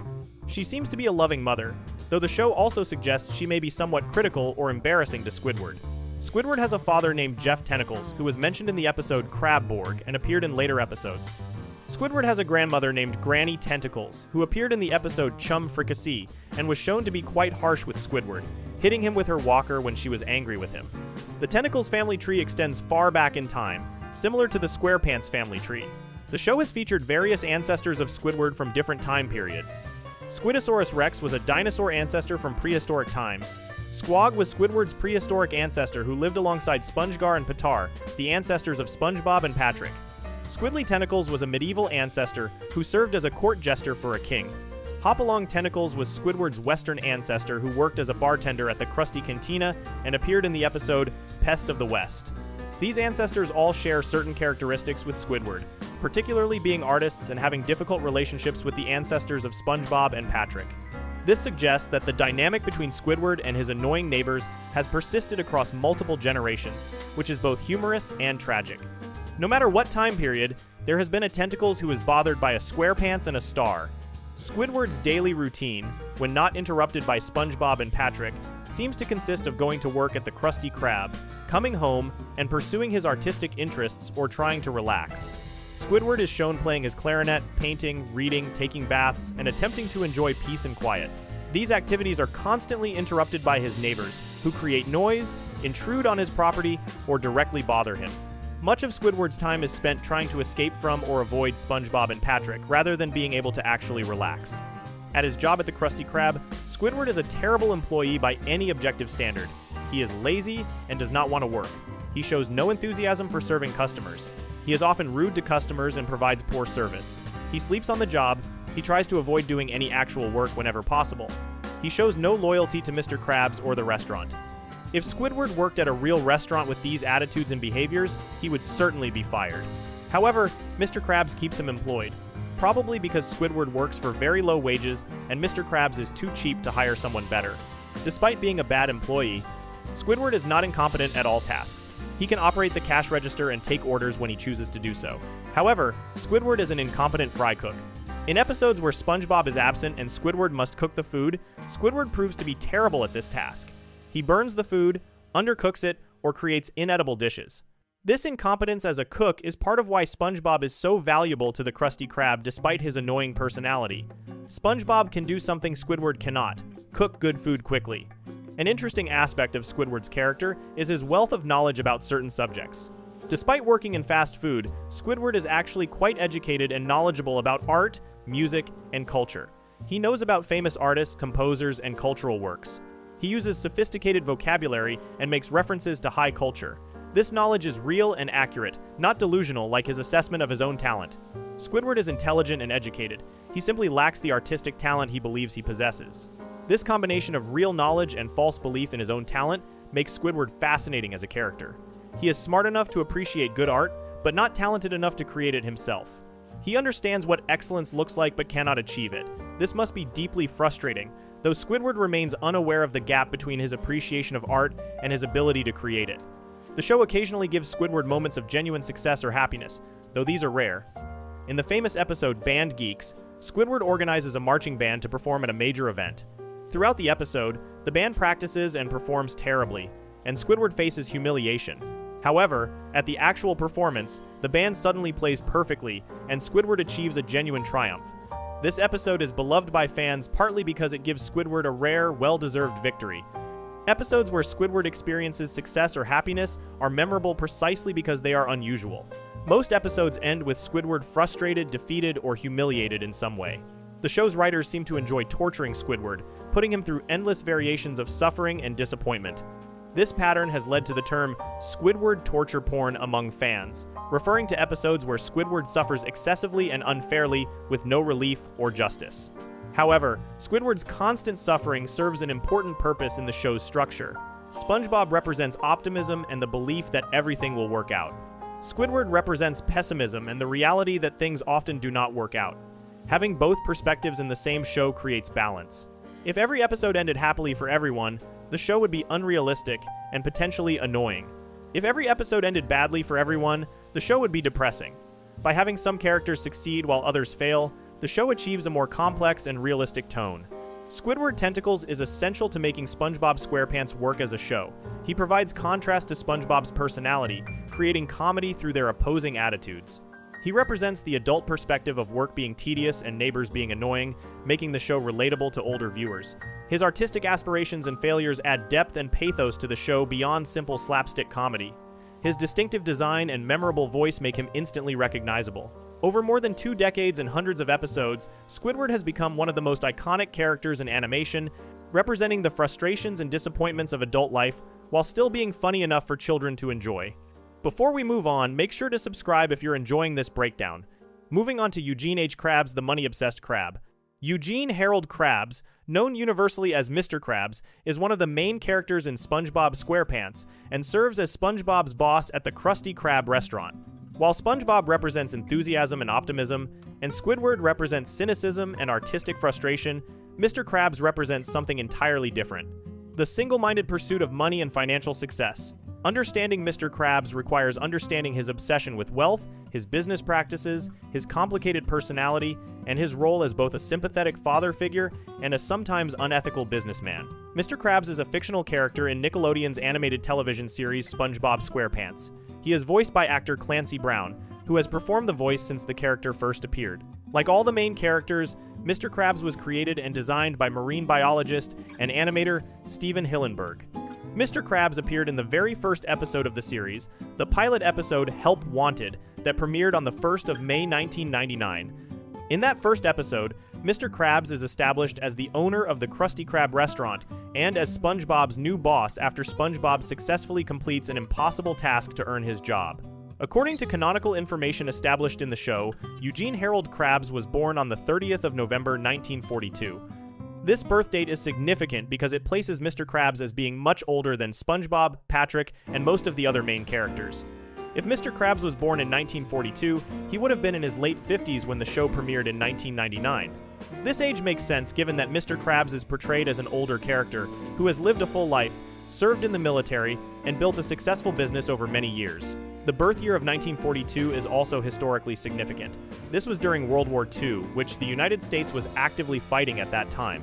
Mr. Krabs was born into a world at war, which connects to his later military service. His birth year also means he grew up in the 1,940 seconds and 1,950 seconds, experiencing childhood during the post-war economic boom in America. These historical details inform his character's attitudes about business, money, and success. Mr. Krabs was born to 2 parents named Krabs Sr. and Betsy Krabs. Betsy Krabs is also called Mama Krabs in the show. Mr. Krabs grew up from humble beginnings, meaning his family was poor and did not have much money. According to information revealed in episodes, Mr. Krabs was bullied, mistreated, and ostracized at school by his classmates, specifically because he was poor. Being poor as a child had a profound impact on Mr. Krabs and helps explain his adult obsession with accumulating wealth. He experienced poverty firsthand and never wants to be poor again. Ironically, despite being bullied by wealthier children, Mr. Krabs had one close friend during his childhood. His only friend was Sheldon J. Plankton, who would eventually become his arch-rival and business competitor. Plankton shares the same birthday as Mr. Krabs, meaning they were born on the exact same day. The two of them grew up together as best friends from birth. Their friendship would later be destroyed by a conflict over business and the secret formula for the Krabby Patty, transforming them from lifelong friends into bitter enemies. At some point during his youth, Mr. Krabs was sent to live with his grandfather. His grandfather was named Redbeard and was a pirate. Redbeard the pirate mostly taught and raised Mr. Krabs during this period of his life. Living with a pirate grandfather influenced Mr. Krabs significantly. Pirates are associated with treasure, gold, and accumulating wealth through adventure. The pirate influence can be seen in Mr. Krabs' personality and behavior throughout the series. He sometimes identifies himself as a sailor, uses nautical vocabulary, calls his employees his crew, and has a distinctive laugh that sounds like a stereotypical pirate laugh. During his preteen years, Mr. Krabs took over the family ship, which was called the Krusty Krab. However, young Mr. Krabs realized he was not making a profit from operating the ship. A profit means earning more money than you spend, and Mr. Krabs was not achieving this. Unable to make money from the ship, he decided to run away. His grandfather's last words to him were, "A pirate never lies," which haunted Mr. Krabs. These words from his grandfather stayed with him throughout his life. After running away, Mr. Krabs joined the Pacific Navy. The Navy is the branch of the military that operates at sea with ships and sailors. Mr. Krabs served in the Navy for some period of time, though the exact length of his service is not specified in the show. During his Navy service, Mr. Krabs earned a reputation for being tough and strong. He earned the nickname Armor Abs Krabs because of his rock-hard abs, meaning the muscles on his stomach were extremely strong and firm. His fellow sailors considered him the manliest member of the crew. During his time in the Navy, Mr. Krabs held various positions. At some point, he was the head chef on a ship called the SS Diarrhea. The name SS. Diarrhea is obviously meant to be humorous and gross, appealing to the show's young audience. The show also mentions that Mr. Krabs was the chief janitor on the SS Gourmet, meaning he cleaned the ship. These positions were not glamorous or high-ranking, but Mr. Krabs learned important lessons during his military service. He learned about hard work, discipline, and the value of money. After his military service ended, Mr. Krabs entered a deep depression. Depression is a mental health condition characterized by prolonged sadness and lack of motivation. Mr. Krabs stayed secluded, meaning he isolated himself from others and did not socialize. This depression seemed endless and could have lasted for a long time. However, Mr. Krabs' luck changed when he discovered a business opportunity that would define the rest of his life. Mr. Krabs bought a local retirement home called the Rusty Krab.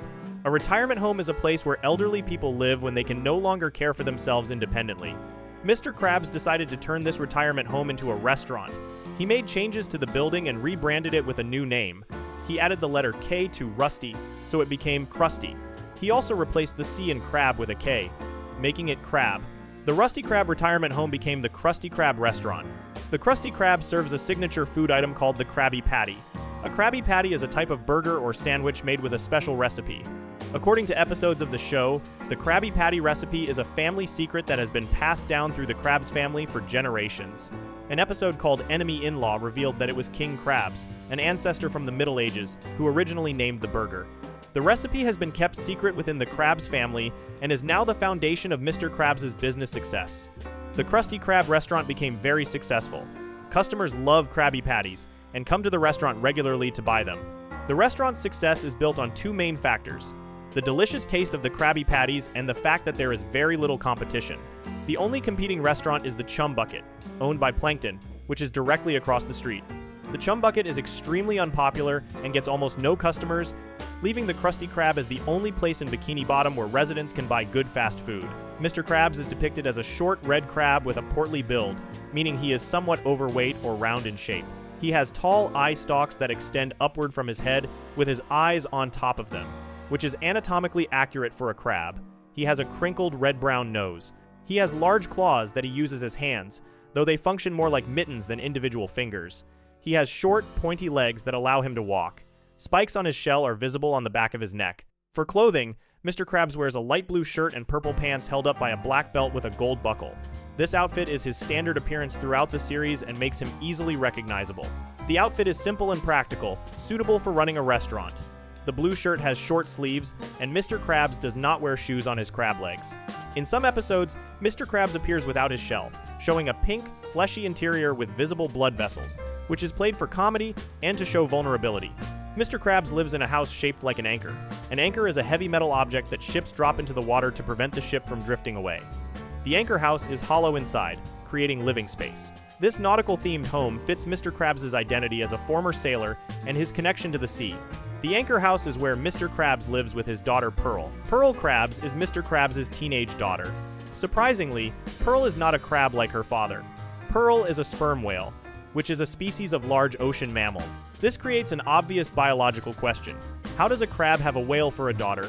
The show never explains this contradiction, and according to show creator Stephen Hillenburg, there was an explicit rule that the show would never explain why Pearl and Mr. Krabs are different species. The audience is simply expected to accept that a crab and a whale are father and daughter without explanation. Despite being extremely greedy and selfish with money in general, Mr. Krabs shows genuine love and affection for his daughter Pearl. He wants Pearl to be happy and will spend money on her, though he often struggles with the conflict between his love for Pearl and his love for money. Pearl is a typical teenager who wants fashionable clothes, social activities, and material things. Mr. Krabs tries to make Pearl happy, while also trying not to spend too much money, creating tension and comedy in episodes focused on their relationship. The defining characteristic of Mr. Krabs as a character is his extreme greed and obsession with money. This is not an exaggeration for comedic effect. Mr. Krabs is genuinely obsessed with accumulating wealth to a degree that seems pathological, meaning it is an unhealthy mental condition. Mr. Krabs loves money more than almost anything else in his life. He frequently talks about money, thinks about money, dreams about money, and makes decisions based entirely on how he can make or save money without regard for ethics or other people's well-being. Mr. Krabs' greed manifests in numerous ways throughout the series. He keeps track of every penny that enters or leaves his possession. In the episode Crabborg, it is revealed that Mr. Krabs always remembers the exact price of everything he has ever bought, demonstrating that his greed creates a powerful memory for financial information. He becomes extremely upset if he loses even tiny amounts of money. He will go to irrational lengths to retrieve lost money, even if the effort costs more than the money is worth.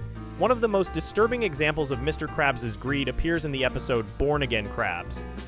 In this episode, Mr. Krabs sells SpongeBob's soul to the Flying Dutchman, a ghost character, for 62 cents. Mr. Krabs is willing to trade away his loyal employee's eternal soul for less than $1. This demonstrates how Mr. Krabs' greed can override any sense of loyalty, morality, or basic human decency. SpongeBob has been a dedicated employee who works hard and cares about Mr. Krabs, yet Mr. Krabs will sell him for pocket change. In that same episode, Mr. Krabs forces SpongeBob to serve a contaminated patty that he found under the grill. The patty is obviously spoiled and dangerous to eat. Mr. Krabs refuses to throw it away, because doing so would mean wasting potential profit.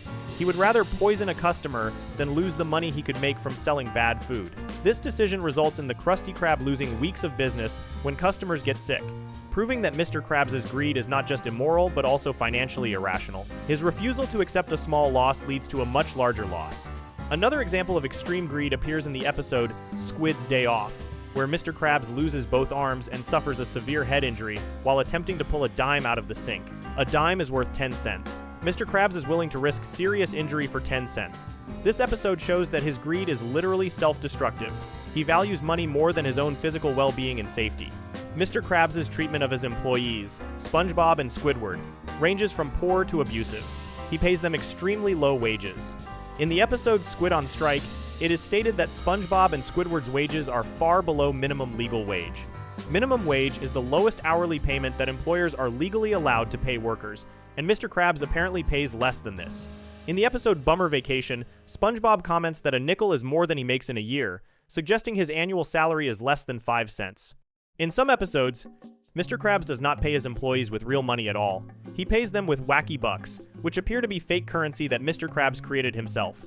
Wacky bucks are presumably worthless outside the Krusty Krab, meaning SpongeBob and Squidward cannot use them to buy actual goods or services. This is essentially a form of paying employees nothing while pretending to pay them. Mr. Krabs charges his employees for various things at work. He charges them for breathing, for standing still, for tying their shoes, and for other unavoidable activities. Instead of receiving paychecks, SpongeBob and Squidward sometimes receive bills, demanding that they pay Mr. Krabs for the privilege of working at his restaurant. This is obviously exploitative and absurd, highlighting Mr. Krabs' greed taken to insane extremes. Despite his terrible treatment of employees and his obsessive greed, Mr. Krabs is not presented purely as a villain. The show portrays him as a complex character with both negative and positive qualities. Mr. Krabs can be generous and kind when he chooses to be, particularly towards SpongeBob. He occasionally shows appreciation for SpongeBob's hard work and dedication. He acts as a father figure to SpongeBob at times, giving him advice and helping him with problems. Mr. Krabs seems to genuinely care about SpongeBob despite exploiting him financially. The relationship between Mr. Krabs and Plankton is central to many episodes. Plankton owns the Chum Bucket, a failing restaurant directly across the street from the Krusty Krab. Plankton constantly schemes to steal the Krabby Patty secret formula, believing that obtaining the recipe will allow him to replicate the burgers and put the Krusty Krab out of business. Mr. Krabs defends his secret formula fiercely, going to extreme lengths to prevent Plankton from obtaining it. The rivalry between Mr. Krabs and Plankton is personal as well as professional. They were best friends from birth until a conflict destroyed their friendship. An episode called Friend or Foe explains that Mr. Krabs and Plankton tried to start a business together when they were young. Their first customer was Old Man Jenkins. The burger they served poisoned him, and the business partnership fell apart. The two friends blamed each other for the failure and became enemies. This backstory adds depth to their rivalry, showing that their conflict is rooted in betrayed friendship rather than simple business competition. Mr. Krabs is in a romantic relationship with Mrs. Puff, SpongeBob's boating school teacher. This relationship is established in the episode Krusty Love from Season 2 and continues throughout later seasons. They go on dates, spend time together, and genuinely care about each other. The relationship shows a softer side of Mr. Krabs. He is capable of love and romance, not just greed. However, his cheapness sometimes creates problems in the relationship when he struggles to spend money on dates or gifts for Mrs. Puff. The voice of Mr. Krabs is performed by Clancy Brown, a veteran actor who has worked in both live action and voice acting.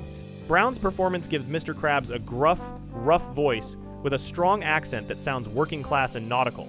The voice conveys Mr. Krabs' background as a sailor and his tough personality. Brown also performs Mr. Krabs' distinctive laugh, which sounds like R in a pattern similar to stereotypical pirate laughter. This laugh has become iconic and immediately identifiable to fans.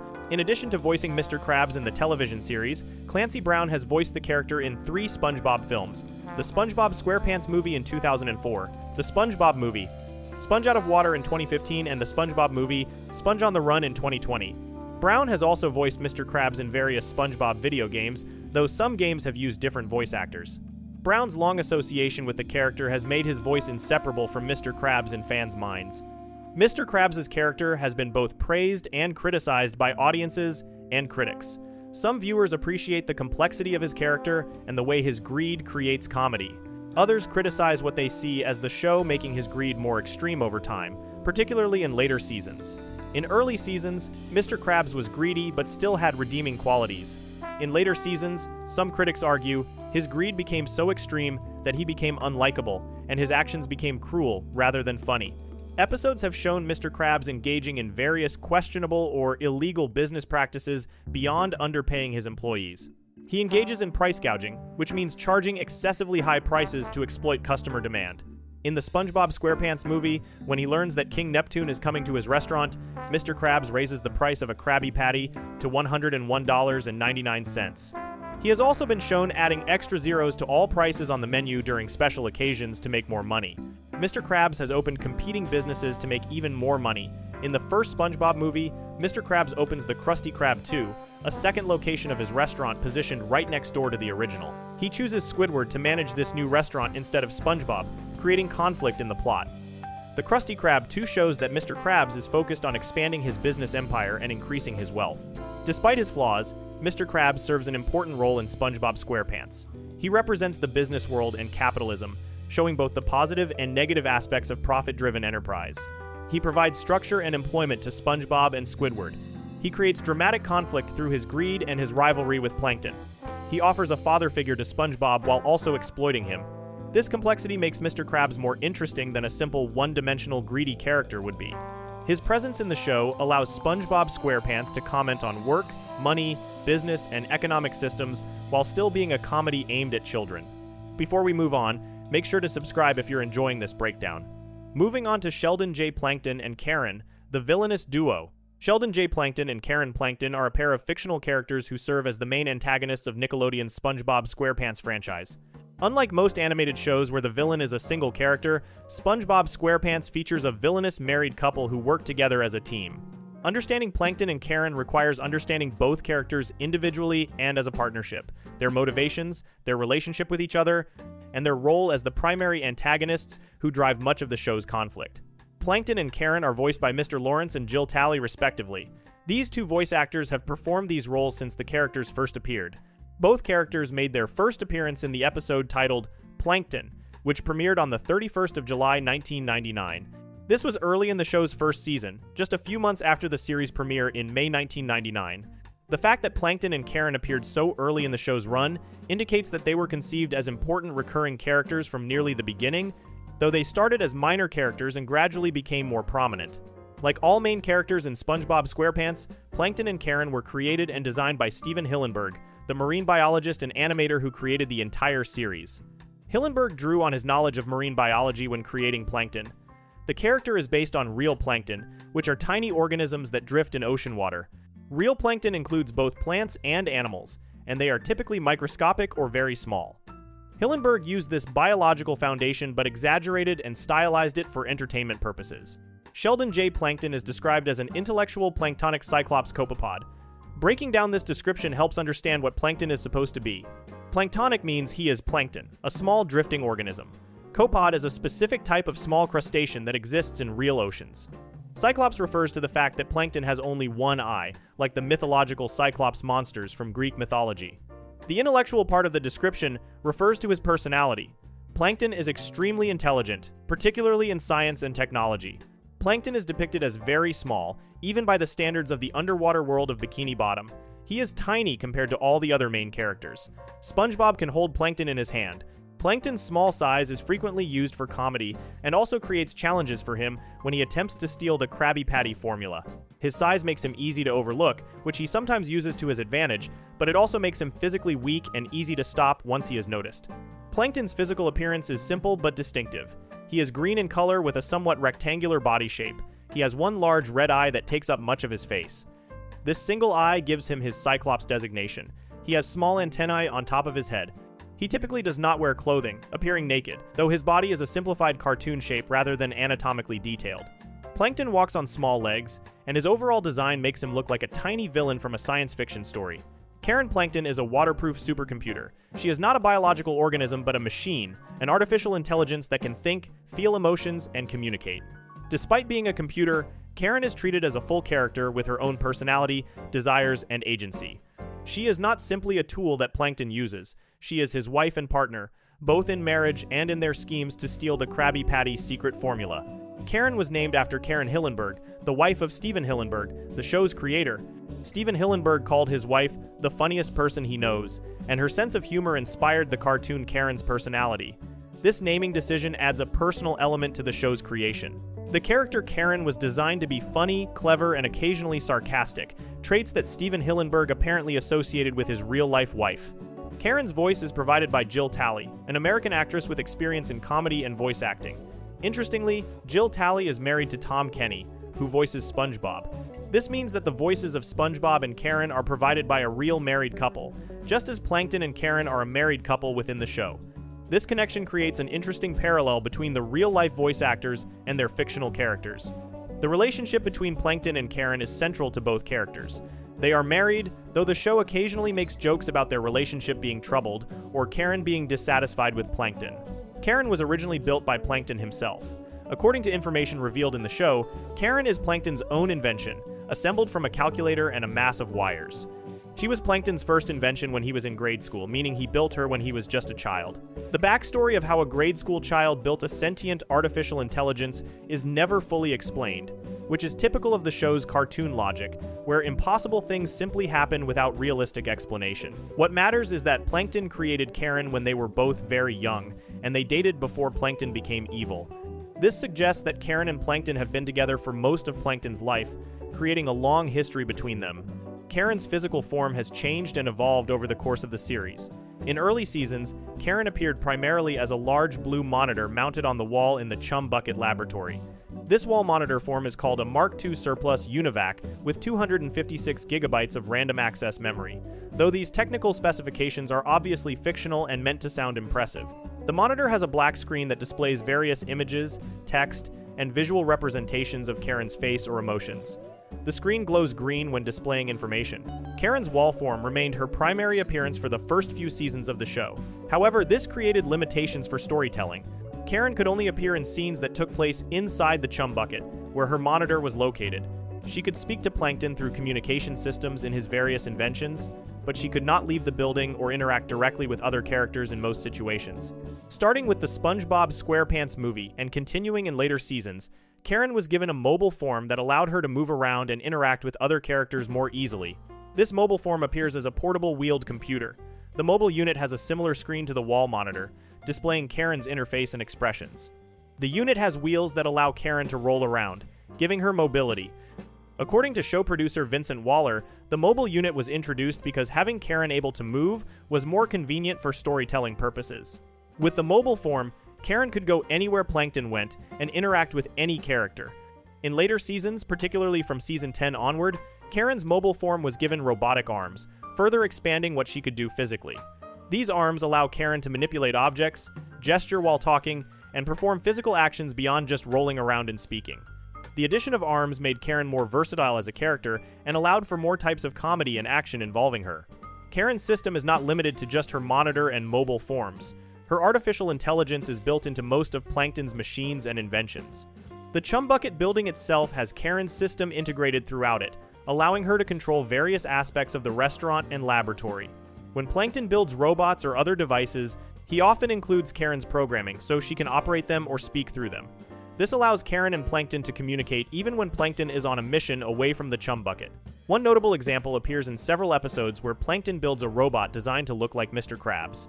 This robot, called Robot Krabs or the Imitation Krabs, has Karen built into it. Karen can speak through the robot and control some of its functions, including activating its self-destruct mode. This shows how Karen's presence extends throughout Plankton's various schemes and inventions. Plankton and Karen are the married owners of the Chum Bucket restaurant.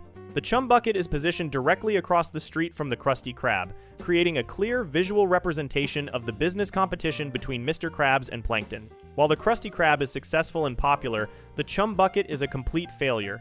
The restaurant almost never has any customers. The food it serves is apparently terrible and no one wants to eat there.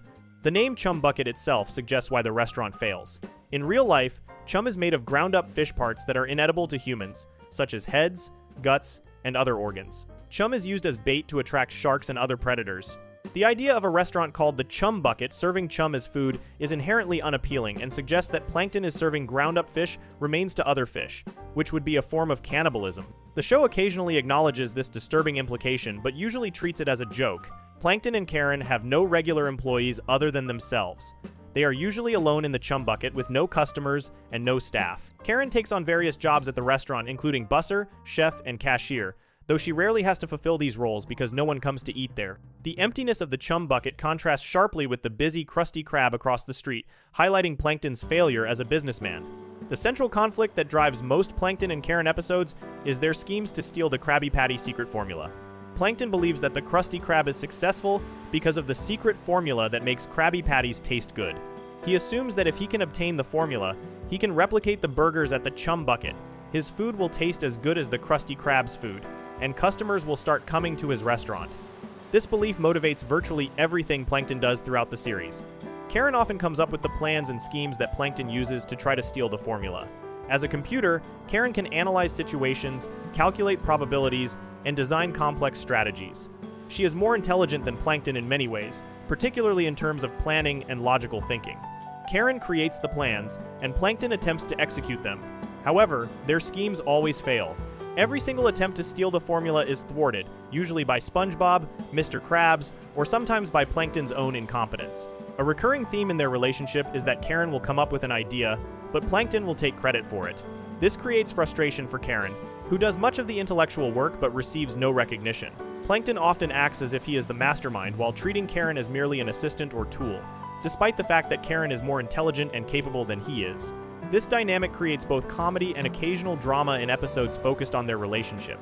The relationship between Plankton and Karen is portrayed as genuinely loving despite their conflicts.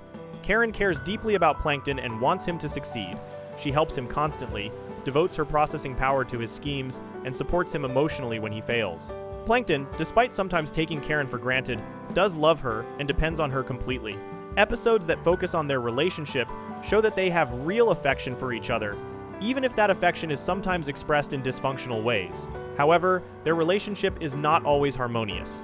Karen can be critical of Plankton, pointing out his failures and mocking his incompetence. She sometimes expresses frustration with his inability to succeed at anything. In some episodes, Karen kicks Plankton out of the Chum Bucket or threatens to leave him. These conflicts usually resolve with the two of them reconciling and recommitting to each other and their shared goal of stealing the formula. An important aspect of understanding Plankton's character is knowing his history with Mr. Krabs. Plankton and Mr. Krabs were born on the exact same day and grew up as best friends. They were inseparable from birth, supporting each other and spending all their time together. This childhood friendship makes their current rivalry more meaningful and tragic.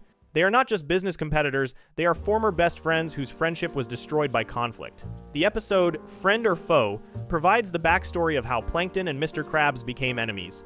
According to this episode, the two friends decided to go into business together when they were young. They tried to create a burger to sell to customers. Their first customer was Old Man Jenkins. However, the burger they created was terrible and poisoned Old Man Jenkins, making him sick. The business venture failed immediately.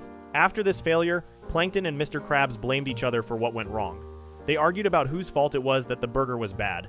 This argument escalated and destroyed their friendship. They went from being best friends to bitter enemies. Mr. Krabs went on to create the Krabby Patty formula on his own and build the successful Krusty Krab. Plankton opened his own restaurant, the Chum Bucket, and began his endless quest to steal the formula that his former friend had created. Their rivalry is rooted in betrayed friendship, hurt feelings, and unresolved conflict from their youth. This backstory adds emotional depth to Plankton's character. He is not just a greedy villain who wants to steal something valuable. He is a former friend who feels that he deserves the success that Mr. Krabs achieved. There is a sense that Plankton believes he should have shared in the creation of the Krabby Patty formula because they were partners originally. His attempts to steal the formula could be interpreted not just as theft, but as an attempt to claim what he feels should have been partially his from the beginning. Plankton's personality is characterized as egotistical, aggressive, and power-hungry. He has an enormous ego and believes himself to be a genius despite his constant failures. He refuses to accept that his restaurant fails because his food is bad. Instead, he blames external factors and believes that obtaining the secret formula will magically solve all his problems. Plankton is manipulative and willing to use deception, trickery, and exploitation to achieve his goals. Despite being portrayed as a villain, Plankton is not truly evil in a dangerous or threatening way. His schemes are more pathetic than menacing. He never succeeds. His plans are often stupid or easily thwarted, and he is physically tiny and weak. Plankton evokes sympathy more than fear.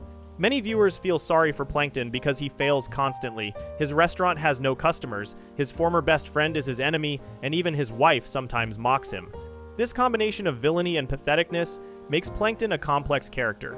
In later seasons and films, the show occasionally portrays Plankton more sympathetically. Some episodes show him as lonely and wanting friendship despite his villainous behavior. The movie Plankton the Movie, released in 2025, focuses on Plankton and Karen's relationship, and apparently explores Karen's feelings after being neglected by Plankton for 25 years.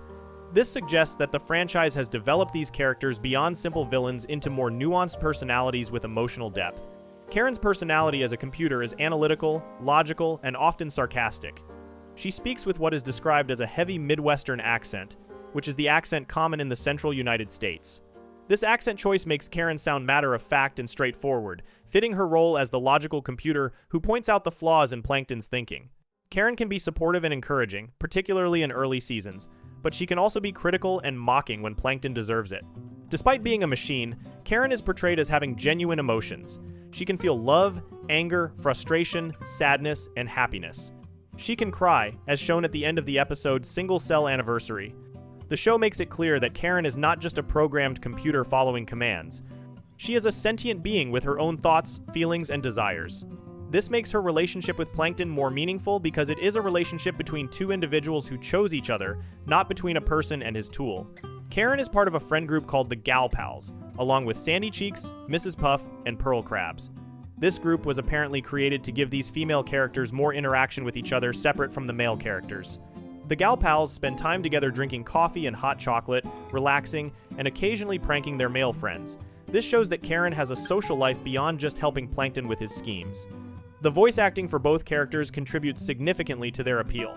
Mr. Lawrence, who voices Plankton, gives the character a voice that sounds both intelligent and slightly whiny or frustrated. The voice conveys Plankton's intelligence while also expressing his constant dissatisfaction and anger at his failures. Jill Talley's performance as Karen balances between supportive wife, sarcastic critic, and analytical computer. Her delivery makes Karen sound smart and capable while also expressing emotional nuance. Plankton and Karen began as relatively minor characters who appeared occasionally in Season 1. However, as the series progressed, they became more prominent and important. They were promoted to main cast members starting with the SpongeBob SquarePants movie in 2004, which featured them heavily in the plot. Since then, they have appeared regularly throughout the series and are now considered essential main characters rather than minor villains. Their role in SpongeBob SquarePants is crucial for several reasons. First, they provide an antagonist that creates conflict and drives plots forward. Second, Their schemes give SpongeBob opportunities to be heroic by defending the formula and protecting his workplace. Third, their relationship adds variety to the types of stories the show can tell, including relationship comedy and stories about partnership. Fourth, their constant failure creates comedy and pathos, making them both funny and somewhat sad. The dynamic between Plankton and Karen also allows the show to explore themes about ambition, failure, relationships, and perseverance. Plankton never gives up despite failing thousands of times. This could be seen as admirable determination or delusional stubbornness depending on perspective. Karen stays with Plankton despite his failures, showing loyalty even when it might be rational to abandon him. Their partnership, flawed as it is, demonstrates commitment and teamwork, even in pursuit of questionable goals. Plankton and Karen represent something that resonates with audiences. The experience of trying hard and failing repeatedly, of having big dreams that never come true, and of depending on a partner to help cope with disappointment. While they are villains, they are sympathetic villains whose struggles feel relatable. Their presence in SpongeBob SquarePants adds depth and complexity to what could have been a simpler show, making it richer and more interesting for audiences of all ages. Before we move on, make sure to subscribe if you're enjoying this breakdown. Moving on to Bikini Bottom, the underwater city. Bikini Bottom is the main setting for the entire SpongeBob SquarePants series. Almost every episode takes place in this underwater city or its immediate surroundings. Understanding Bikini Bottom, its location, its layout, its government, its businesses, and its connection to the real world is essential to understanding the show's world. Bikini Bottom is more than just a backdrop for the characters. It is a fully realized fictional city with its own history, culture, and geography that has been developed consistently throughout the show's decades-long run. Bikini Bottom is an undersea city-state where SpongeBob and his friends live. A city-state is a city that functions as an independent political entity, governing itself rather than being part of a larger country. According to Nickelodeon's official program summary, Bikini Bottom is located in the Pacific Ocean, beneath Bikini Atoll, in the Marshall Islands. This specific location is not just a random choice. It connects the fictional city to a real location with significant historical importance. Bikini Atoll is a real place in the Pacific Ocean. It is part of the Marshall Islands, a country consisting of many small islands spread across a vast area of ocean. The Marshall Islands are located in the northern Pacific Ocean, approximately halfway between Hawaii and the Philippines. This positions Bikini Bottom, the fictional city beneath the atoll, in the middle of a large empty stretch of ocean far from major population centers. The isolation of this location makes sense for a hidden underwater city that surface-dwelling humans apparently do not know about. The connection between the fictional Bikini Bottom and the real Bikini Atoll was confirmed directly by Tom Kenny, the voice actor for SpongeBob, in a 2015 interview with the Huffington Post. Kenny explicitly stated that the fictitious city is named after Bikini Atoll. This was not just speculation by fans or an implied connection. It is an intentional and acknowledged part of the show's creation. Steven Hillenburg deliberately chose to place his underwater city beneath this specific real-world location. The real Bikini Atoll has a dark and significant history that some fans have connected to the show, though the show's creators have denied these connections. Between 1946 and 1958, the United States government used Bikini Atoll as a nuclear weapons testing site. During this period, the United States detonated 67 nuclear weapons on these islands. These tests were part of the Cold War arms race, when the United States was developing and improving nuclear weapons to maintain military superiority. The nuclear testing had devastating effects on the real Bikini Atoll and its people. In 1946, the United States government removed 167 Bikinian people from their home islands and relocated them to other islands where they experienced starvation because of inadequate food crops. On the 1st of March 1954, a detonation on Bikini Atoll, known as Bravo, created an explosion equivalent to 1,000 Hiroshima-sized bombs. This was one of the most powerful nuclear explosions ever detonated by the United States. The testing left the atoll contaminated with radiation, making it unsafe for human habitation for decades. Some fans of SpongeBob SquarePants have developed theories suggesting that the characters are mutated by nuclear radiation from these tests, which would explain why sea creatures can talk, walk upright, and live in houses. However, this theory has been explicitly rejected by people involved with creating the show. In the same 2015 interview where Tom Kenny confirmed that Bikini Bottom is named after Bikini Atoll, Kenny also debunked the mutation theory. He stated that he does not think SpongeBob and his friends are mutations caused by radiation. Roger Bumpass, who voices Squidward, also said he believed the theory was false. However, Mr. Lawrence, who voices Plankton, gave a different response. He suggested that the nuclear testing connection was part of the fun during early development, with the creative team asking themselves how far they would take that concept. He mentioned discussions about whether the world above the ocean was dead, and Bikini Bottom represented what was left. This suggests that while radiation mutation is not the official explanation for the show's talking animals, the nuclear testing history of Bikini Atoll was at least considered and discussed during the show's creation, even if it was ultimately not made part of the official story. Regardless of these theories and discussions, the show itself does not address nuclear testing or radiation. The show presents Bikini Bottom as simply an underwater city where anthropomorphic sea creatures live normal lives. The surface world above the ocean still exists and is occasionally shown, with humans living normal lives unaware of the city below. The choice to name the city after Bikini Atoll appears to be primarily a reference and a geographical anchor rather than a statement about radiation or mutation. The population of Bikini Bottom fluctuates throughout the series depending on what individual episodes require. In the episode Nautical Novice, Mrs. Puff states that Bikini Bottom is home to millions of people. This suggests a very large city comparable to major human metropolitan areas. However, in other episodes such as The Good Krabby Name and Yeti Krabs, Bikini Bottom is shown to have a population of only about 500 people. This enormous discrepancy from millions to 500 is never explained or acknowledged. The inconsistency in population is typical of the show's cartoon logic, where facts can change between episodes to serve whatever story is being told. When a plot requires Bikini Bottom to be a major city with millions of residents, it is. When a plot works better with Bikini Bottom being a small town where everyone knows everyone else, it is. The show does not maintain strict continuity about details like population size, allowing the writers flexibility to tell different kinds of stories. Bikini Bottom has had different names throughout its history according to information revealed in various episodes. The city has historically gone by the names Bikini Bottomshire, Bikini Gulch, and temporarily Deadeye Gulch. These historical names appear in episodes that show Bikini Bottom's past, particularly Western-themed episodes showing what the city was like in the 1800s. The changing names reflect different periods in the city's development, similar to how real cities sometimes change names as they evolve or are taken over by different groups.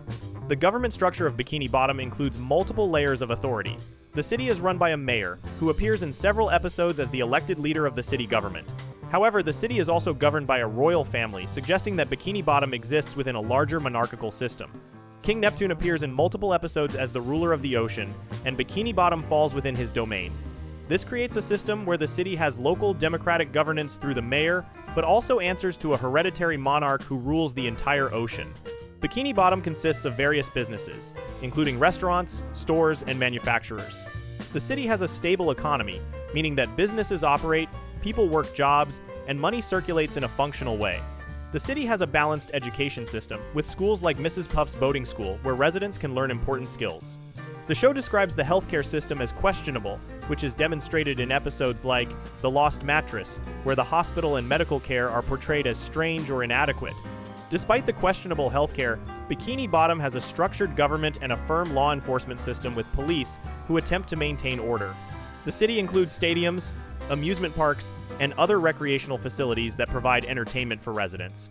Glove World is an amusement park that appears in multiple episodes. The Fry Cook Games is mentioned as an Olympics-type sporting event. Oyster Stadium hosts events like the Great Snail Race. These recreational facilities show that Bikini Bottom is a developed city with entertainment infrastructure, not just a collection of houses and businesses.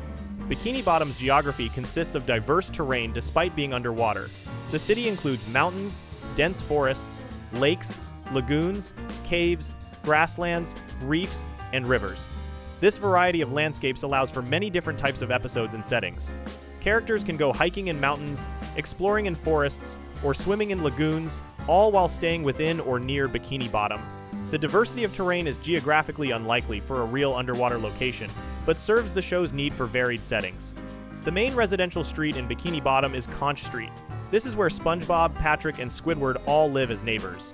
SpongeBob lives in a pineapple house, Patrick lives under a rock, and Squidward lives in an Easter Island head structure. These three distinctive homes, sitting next to each other on Conch Street, have become iconic images from the show, representing the main character's living situation and their unavoidable proximity to each other. The architecture of Bikini Bottom is varied and creative. Buildings are made from various materials and designed in different styles. In the center of Bikini Bottom, citizens work and live in large gray buildings made of metal. There are also buildings with more aquatic themes, designed to look like they belong underwater. Some structures appear to be made from repurposed objects from the surface world, like SpongeBob's pineapple house. Other characters live in natural formations like Patrick's Rock, or in structures designed to look like sea-themed objects like Squidward's Easter Island head. The center of Bikini Bottom appears to be the area where the Krusty Krab and Chum Bucket are located. These two restaurants face each other from opposite sides of the street, creating a visual representation of their business rivalry. The downtown area includes various shops and businesses that appear regularly, including Bargain Mart, a general store where characters shop, and the Bikini Bottom Mall. There is also a movie theater, bank, library, and many other commercial establishments that one would expect to find in a functioning city. Bikini Bottom has its own media and entertainment industry. The city has newspapers, with the largest being the Bikini Times, a daily quality newspaper. Magazines are published in the city. Radio stations broadcast programming. Television is available, and characters frequently watch TV shows produced both locally and from elsewhere in the ocean. This media infrastructure allows the show to satirize real-world media and entertainment while staying within the fictional world. Transportation in Bikini Bottom primarily involves boats, which function as the underwater equivalent of cars in the human world. Characters drive boats through the water the same way humans drive cars on roads. The boats appear to use wheels and drive on the ocean floor, rather than floating through the water, which does not make physical sense but is consistent throughout the series. There are roads, traffic lights, and all the infrastructure associated with automotive transportation in human cities. The existence of boats necessitates boating licenses, which is why Mrs. Puff's boating school exists to teach people like SpongeBob how to drive. Public transportation also exists in Bikini Bottom. Buses appear in several episodes, providing transportation for residents who do not own their own boats. The buses operate on regular routes and schedules like buses in real cities. There are also taxis available for hire. This transportation infrastructure shows that Bikini Bottom is a developed city with the amenities that residents need to get around.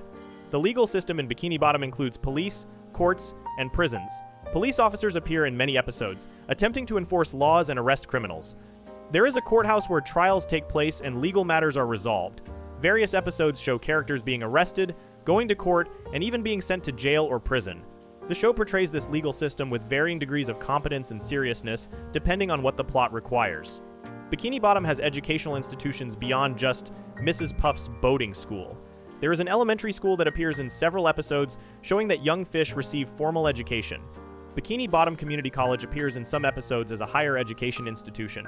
The existence of schools and colleges suggests that education is valued and available to residents, though the quality and content of that education varies and is often played for comedy. Religion and culture exist in Bikini Bottom as well. The city celebrates various holidays that parallel real-world holidays. There is a Christmas-like holiday, though episodes are inconsistent about whether characters celebrate Christmas itself or a different underwater equivalent.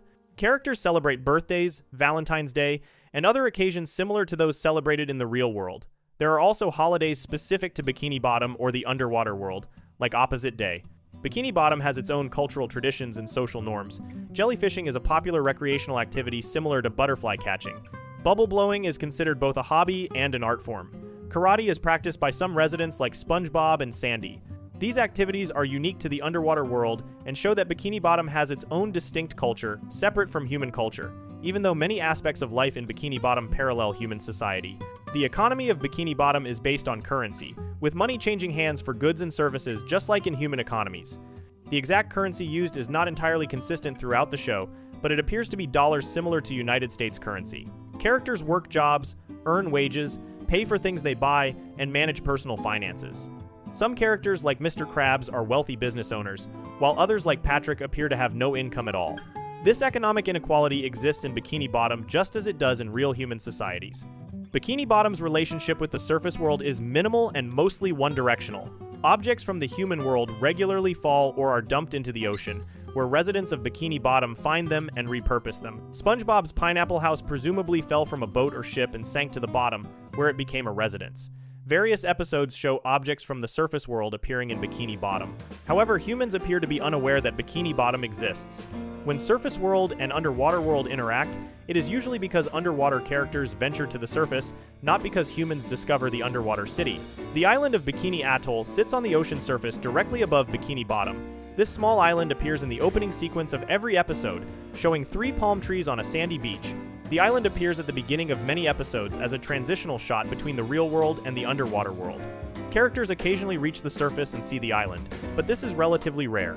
The island serves as a geographical marker establishing where Bikini Bottom is located. Bikini Bottom first appeared in the pilot episode Help Wanted and has been the consistent setting for the series ever since. While some episodes take place in other underwater locations, Rock Bottom, Atlantis, New Kelp City, and others, the vast majority of episodes occur in Bikini Bottom or its immediate surroundings. The city has been depicted consistently enough that fans can recognize specific locations and understand the basic geography of the major landmarks. Environmental conditions in Bikini Bottom are generally similar to surface conditions despite being underwater. There is light, presumably from the sun penetrating the water, though this should not work at the depths where Bikini Bottom is located. There is fire, which should not be possible underwater. Water exists within the ocean water, which makes no physical sense. Characters can drown despite already being underwater. These impossible conditions are part of the show's cartoon logic, where underwater life simply parallels surface life without regard for physical realism. Weather exists in Bikini Bottom despite being underwater. Rain falls, though this should be meaningless underwater. There is wind that blows things around. Snow falls in some episodes, creating winter conditions. Clouds appear in the sky above Bikini Bottom, even though the sky should be water. These weather conditions allow the show to depict seasons and weather-based stories without worrying about the logical impossibility of weather occurring underwater. The show has occasionally explored Bikini Bottom's past through flashbacks and special episodes. Western-themed episodes show Bikini Bottom in the 1800s when it was called Bikini Gulch and resembled an Old West frontier town. Medieval episodes show the area in ancient times with castles and knights. Prehistoric episodes show the area before Bikini Bottom existed, with primitive ancestors of the main characters living in caves. These historical glimpses suggest that the area where Bikini Bottom now stands has been inhabited by intelligent sea creatures for thousands of years. Bikini Bottom appears to be multicultural and diverse, with many different species of sea creatures living together. While the main characters are a sponge, starfish, octopus, crab, squirrel, and plankton, background characters include fish of many varieties: whales, dolphins, lobsters, jellyfish, sea urchins, clams, and countless other marine species. All of these creatures live together in apparent harmony, shopping at the same stores, working at the same businesses, and interacting as equals. Species diversity is normal and unremarkable in Bikini Bottom. The city's name Bikini Bottom is sometimes treated as slightly embarrassing or humorous within the show, presumably because bottom can refer to a person's buttocks. Some episodes make mild jokes about the name, but generally it is treated as simply the name of the city where everyone lives. The name is displayed on a city sign that appears in many episodes, usually shown when characters are entering or leaving the city. Bikini Bottom is home to almost all of the main cast of SpongeBob SquarePants. SpongeBob, Patrick, Squidward, Mr. Krabs, Pearl, Plankton, Karen, Sandy, Mrs. Puff, and most other regular characters all live and work in Bikini Bottom. This concentration of characters in one city makes sense from a storytelling perspective, allowing characters to interact frequently and keeping the setting consistent.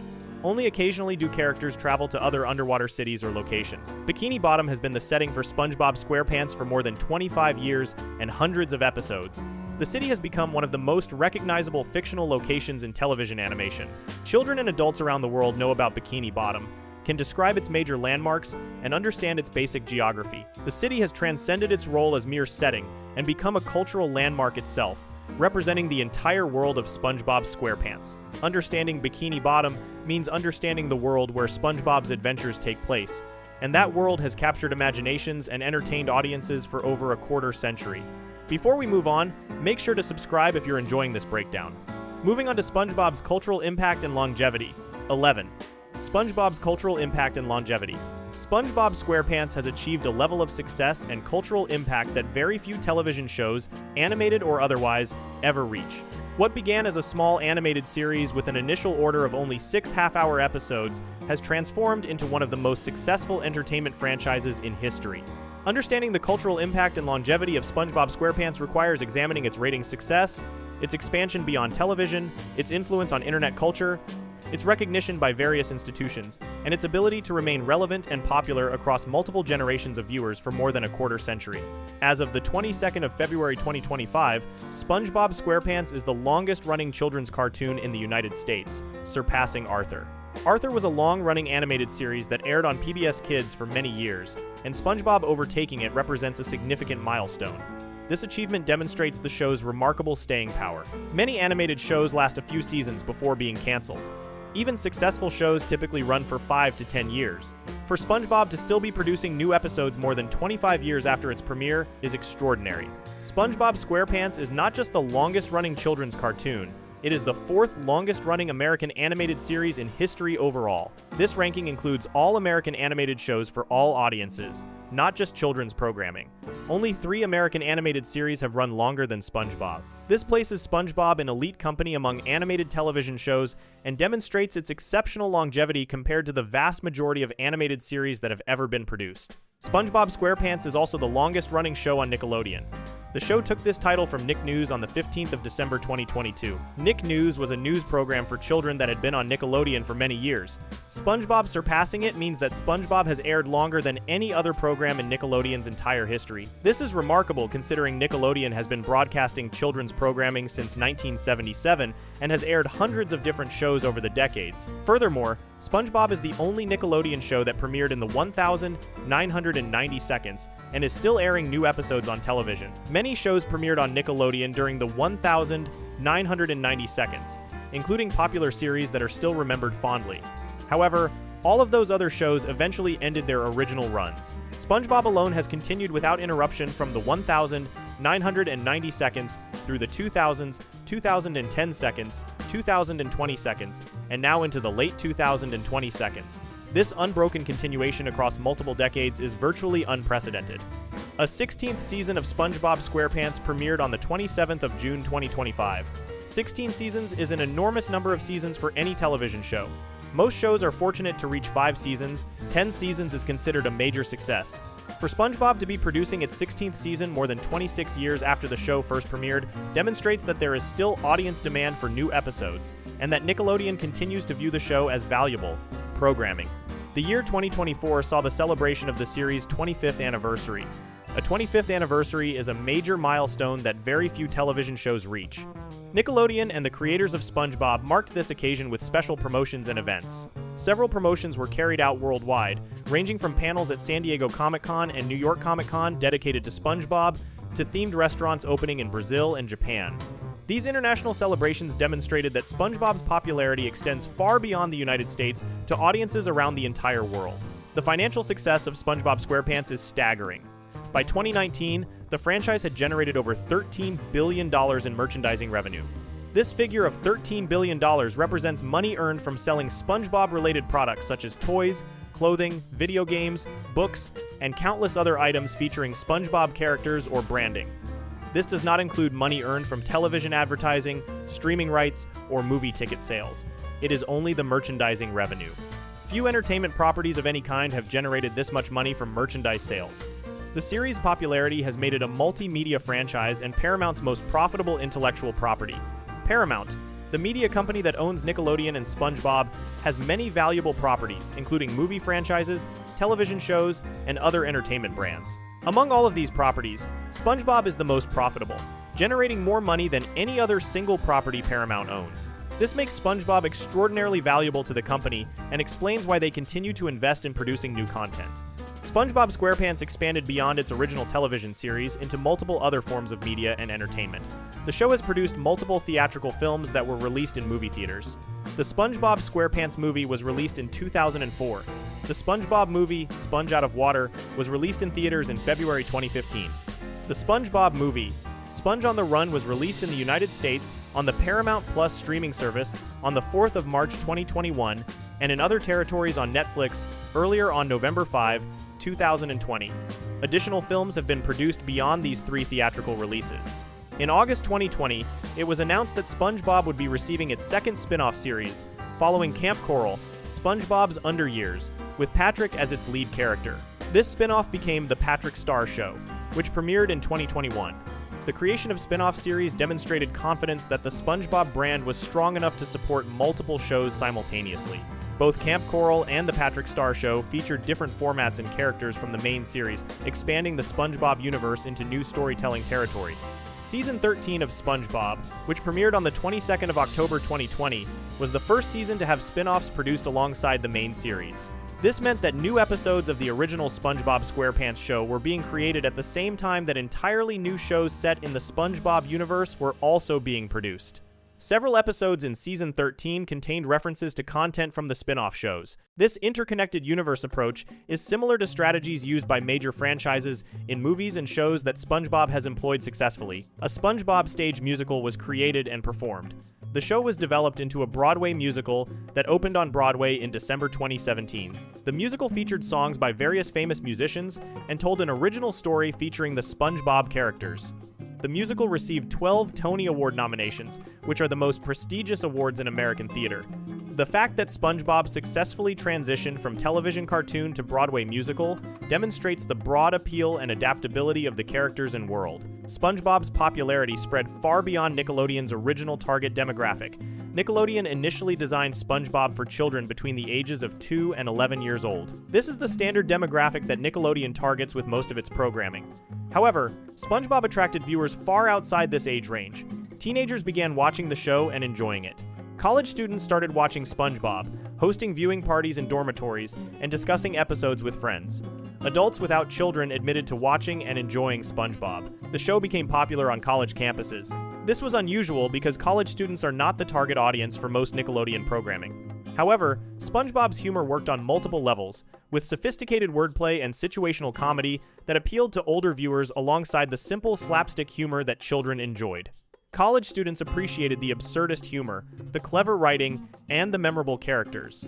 SpongeBob became something that college-aged people could watch together and enjoy without embarrassment. Celebrities also embraced SpongeBob. Famous actors, athletes, and other public figures mentioned being fans of the show. Sigourney Weaver, a famous actress known for serious dramatic roles, was reported to be a fan of SpongeBob. Bruce Willis, an action movie star, also expressed appreciation for the show. The fact that sophisticated adult celebrities enjoyed a children's cartoon demonstrated that SpongeBob transcended its original demographic and appealed to people of all ages and backgrounds.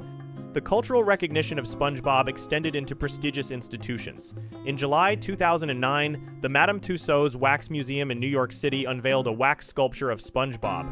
Madame Tussauds is a famous museum that creates lifelike wax sculptures of important and famous people, including presidents, actors, musicians, and historical figures. SpongeBob became the first fictional character to be featured there. This was a significant honor that recognized SpongeBob's cultural importance and treated him as equivalent to real famous people. The scientific community has also recognized SpongeBob's cultural significance by naming real species after characters from the show. In May 2011, a new species of mushroom was discovered and described in the scientific journal Mycologia. This mushroom species was named Spongiforma squarepantsii, directly referencing SpongeBob SquarePants. The mushroom apparently had a sponge-like appearance that reminded the scientists who discovered it of SpongeBob, so they honored the character by incorporating his name into the scientific name of the species. In 2020, a species of abyssal sea star was discovered and described. This deep-sea starfish was named Astrolyrus patricki after Patrick Star, SpongeBob's best friend. The scientists who described this species noted that individuals of this species were found to be closely associated with hexactinellid sponges, which are a type of deep-sea sponge. The scientists named the starfish after Patrick as a reference to Patrick's friendship with SpongeBob in the show. This created a parallel where the real animal was found living with sponges, just as the fictional character Patrick lives next to his sponge friend. SpongeBob SquarePants has been dubbed into over 70 languages. Dubbing means that the show has been translated and re-recorded with voice actors speaking different languages so that people around the world can watch it in their native language. The show has been translated into languages ranging from Arabic and Mandarin to Cantonese and Zulu. This extensive translation effort demonstrates that SpongeBob has a truly global audience and that Nickelodeon and Paramount have invested heavily in making the show accessible to viewers worldwide. The show's international reach is further demonstrated by the various international celebrations and promotions. As mentioned earlier, themed restaurants opened in Brazil and Japan during the 25th anniversary celebration. SpongeBob merchandise is sold worldwide. The show airs on television networks and streaming platforms in countries across every continent. SpongeBob has become a global phenomenon, not just an American success. SpongeBob's influence on internet culture has been enormous and continues to grow. Online memes originating from or relating to SpongeBob SquarePants have achieved widespread popularity on the internet. A meme is an image, video, phrase, or idea that spreads rapidly through internet sharing and is often modified or remixed by different people. SpongeBob episodes have provided source material for countless memes that have become part of internet culture. The prevalence of SpongeBob memes became so significant that Vox, a news and opinion website, published an article in 2019 declaring that SpongeBob memes came to rule internet culture. This was not an exaggeration. SpongeBob memes genuinely dominated certain platforms and communities online. Images of SpongeBob characters making various expressions or engaging in specific actions became templates that people used to express emotions, reactions, and ideas. These memes spread far beyond people who actively watch the show, exposing millions of internet users to SpongeBob content. Some specific SpongeBob moments became iconic memes that are recognized even by people who have never watched a full episode.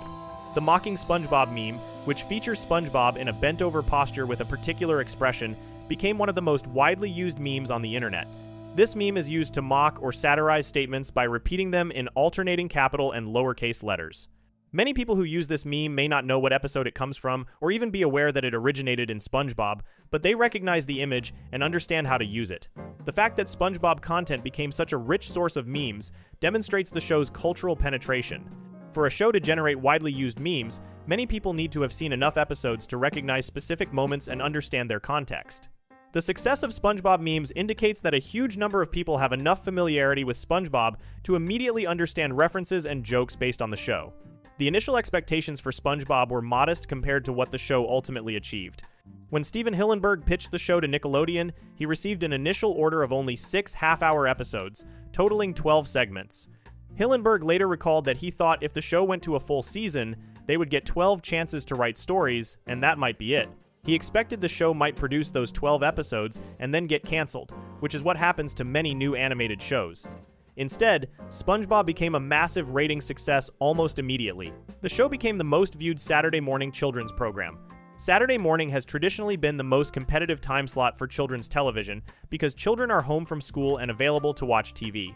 Multiple television networks compete for young viewers on Saturday mornings.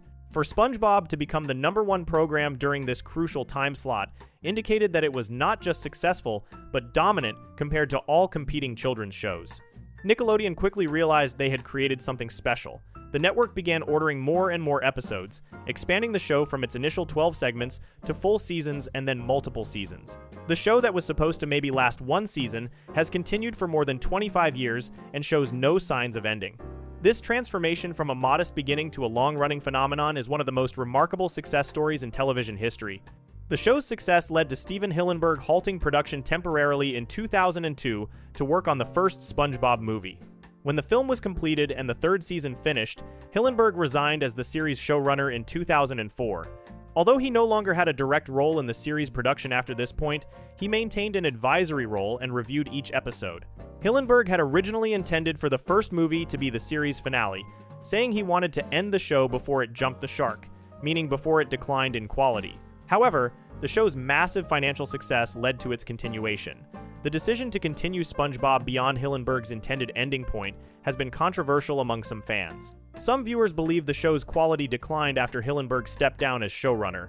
Various media outlets including MSN, the AV Club, and Vulture have reported that SpongeBob's popularity declined following the release of the SpongeBob SquarePants movie in 2004 and Hillenburg's departure as showrunner. Some online fan communities and websites discussed feeling that the show had jumped the shark after the first movie. Despite these criticisms about the show's later seasons, SpongeBob has continued to attract viewers and maintain cultural relevance. New generations of children discover the show and become fans. Episodes from all seasons, including recent ones, generate memes and online discussion. The show continues to be profitable for Nickelodeon and Paramount. Whether or not the quality has declined compared to the early seasons, SpongeBob remains one of the most popular animated shows on television. The cultural impact of SpongeBob extends beyond entertainment into educational and social spheres. Teachers have used SpongeBob episodes to engage students and make lessons more interesting. Parents have used SpongeBob as a bonding activity with their children. The show has been referenced in academic papers analyzing popular culture, children's media, and animation. SpongeBob has become part of the cultural literacy of multiple generations, a shared reference point that people can use to communicate and connect. The show's positive messages about friendship, optimism, and perseverance have resonated with audiences. SpongeBob's unwavering positivity and his genuine care for his friends provide a model of kindness and enthusiasm. While the show is primarily comedy and entertainment, it also teaches subtle lessons about being a good person and maintaining optimism even when circumstances are difficult. These themes have contributed to the show's enduring appeal and its acceptance by parents as appropriate content for children. SpongeBob SquarePants has also influenced other animated shows that came after it. The show's success demonstrated that animated shows aimed at children could appeal to adult audiences as well. This encouraged other creators to make cartoons that worked on multiple levels, with content that children would enjoy but also sophisticated humor that adults would appreciate. Many animated shows produced in the 2000s, 2010 seconds, and 2020 seconds have been influenced by SpongeBob's approach and success. The franchise continues to expand with new projects announced regularly. Additional movies, spin-offs, and special episodes continue to be produced. The SpongeBob brand remains valuable and continues to generate new content. As long as audiences continue to watch and enjoy SpongeBob, Nickelodeon and Paramount will continue to produce new SpongeBob content. The show's longevity suggests that it could potentially continue for decades more. SpongeBob SquarePants represents a rare achievement in entertainment, a property that has remained culturally relevant and commercially successful for more than a quarter century while continuing to produce new content. The show has entertained hundreds of millions of people around the world. It has generated billions of dollars in revenue. It has influenced internet culture, inspired scientific names, and achieved recognition in prestigious cultural institutions. From humble beginnings with an initial order of just 12 segments, SpongeBob SquarePants has become one of the most successful and enduring animated series in television history, with an impact on popular culture that extends far beyond what anyone involved with creating the show could have imagined in 1999. If you enjoyed the video, make sure to subscribe, and I'll see you in the next video.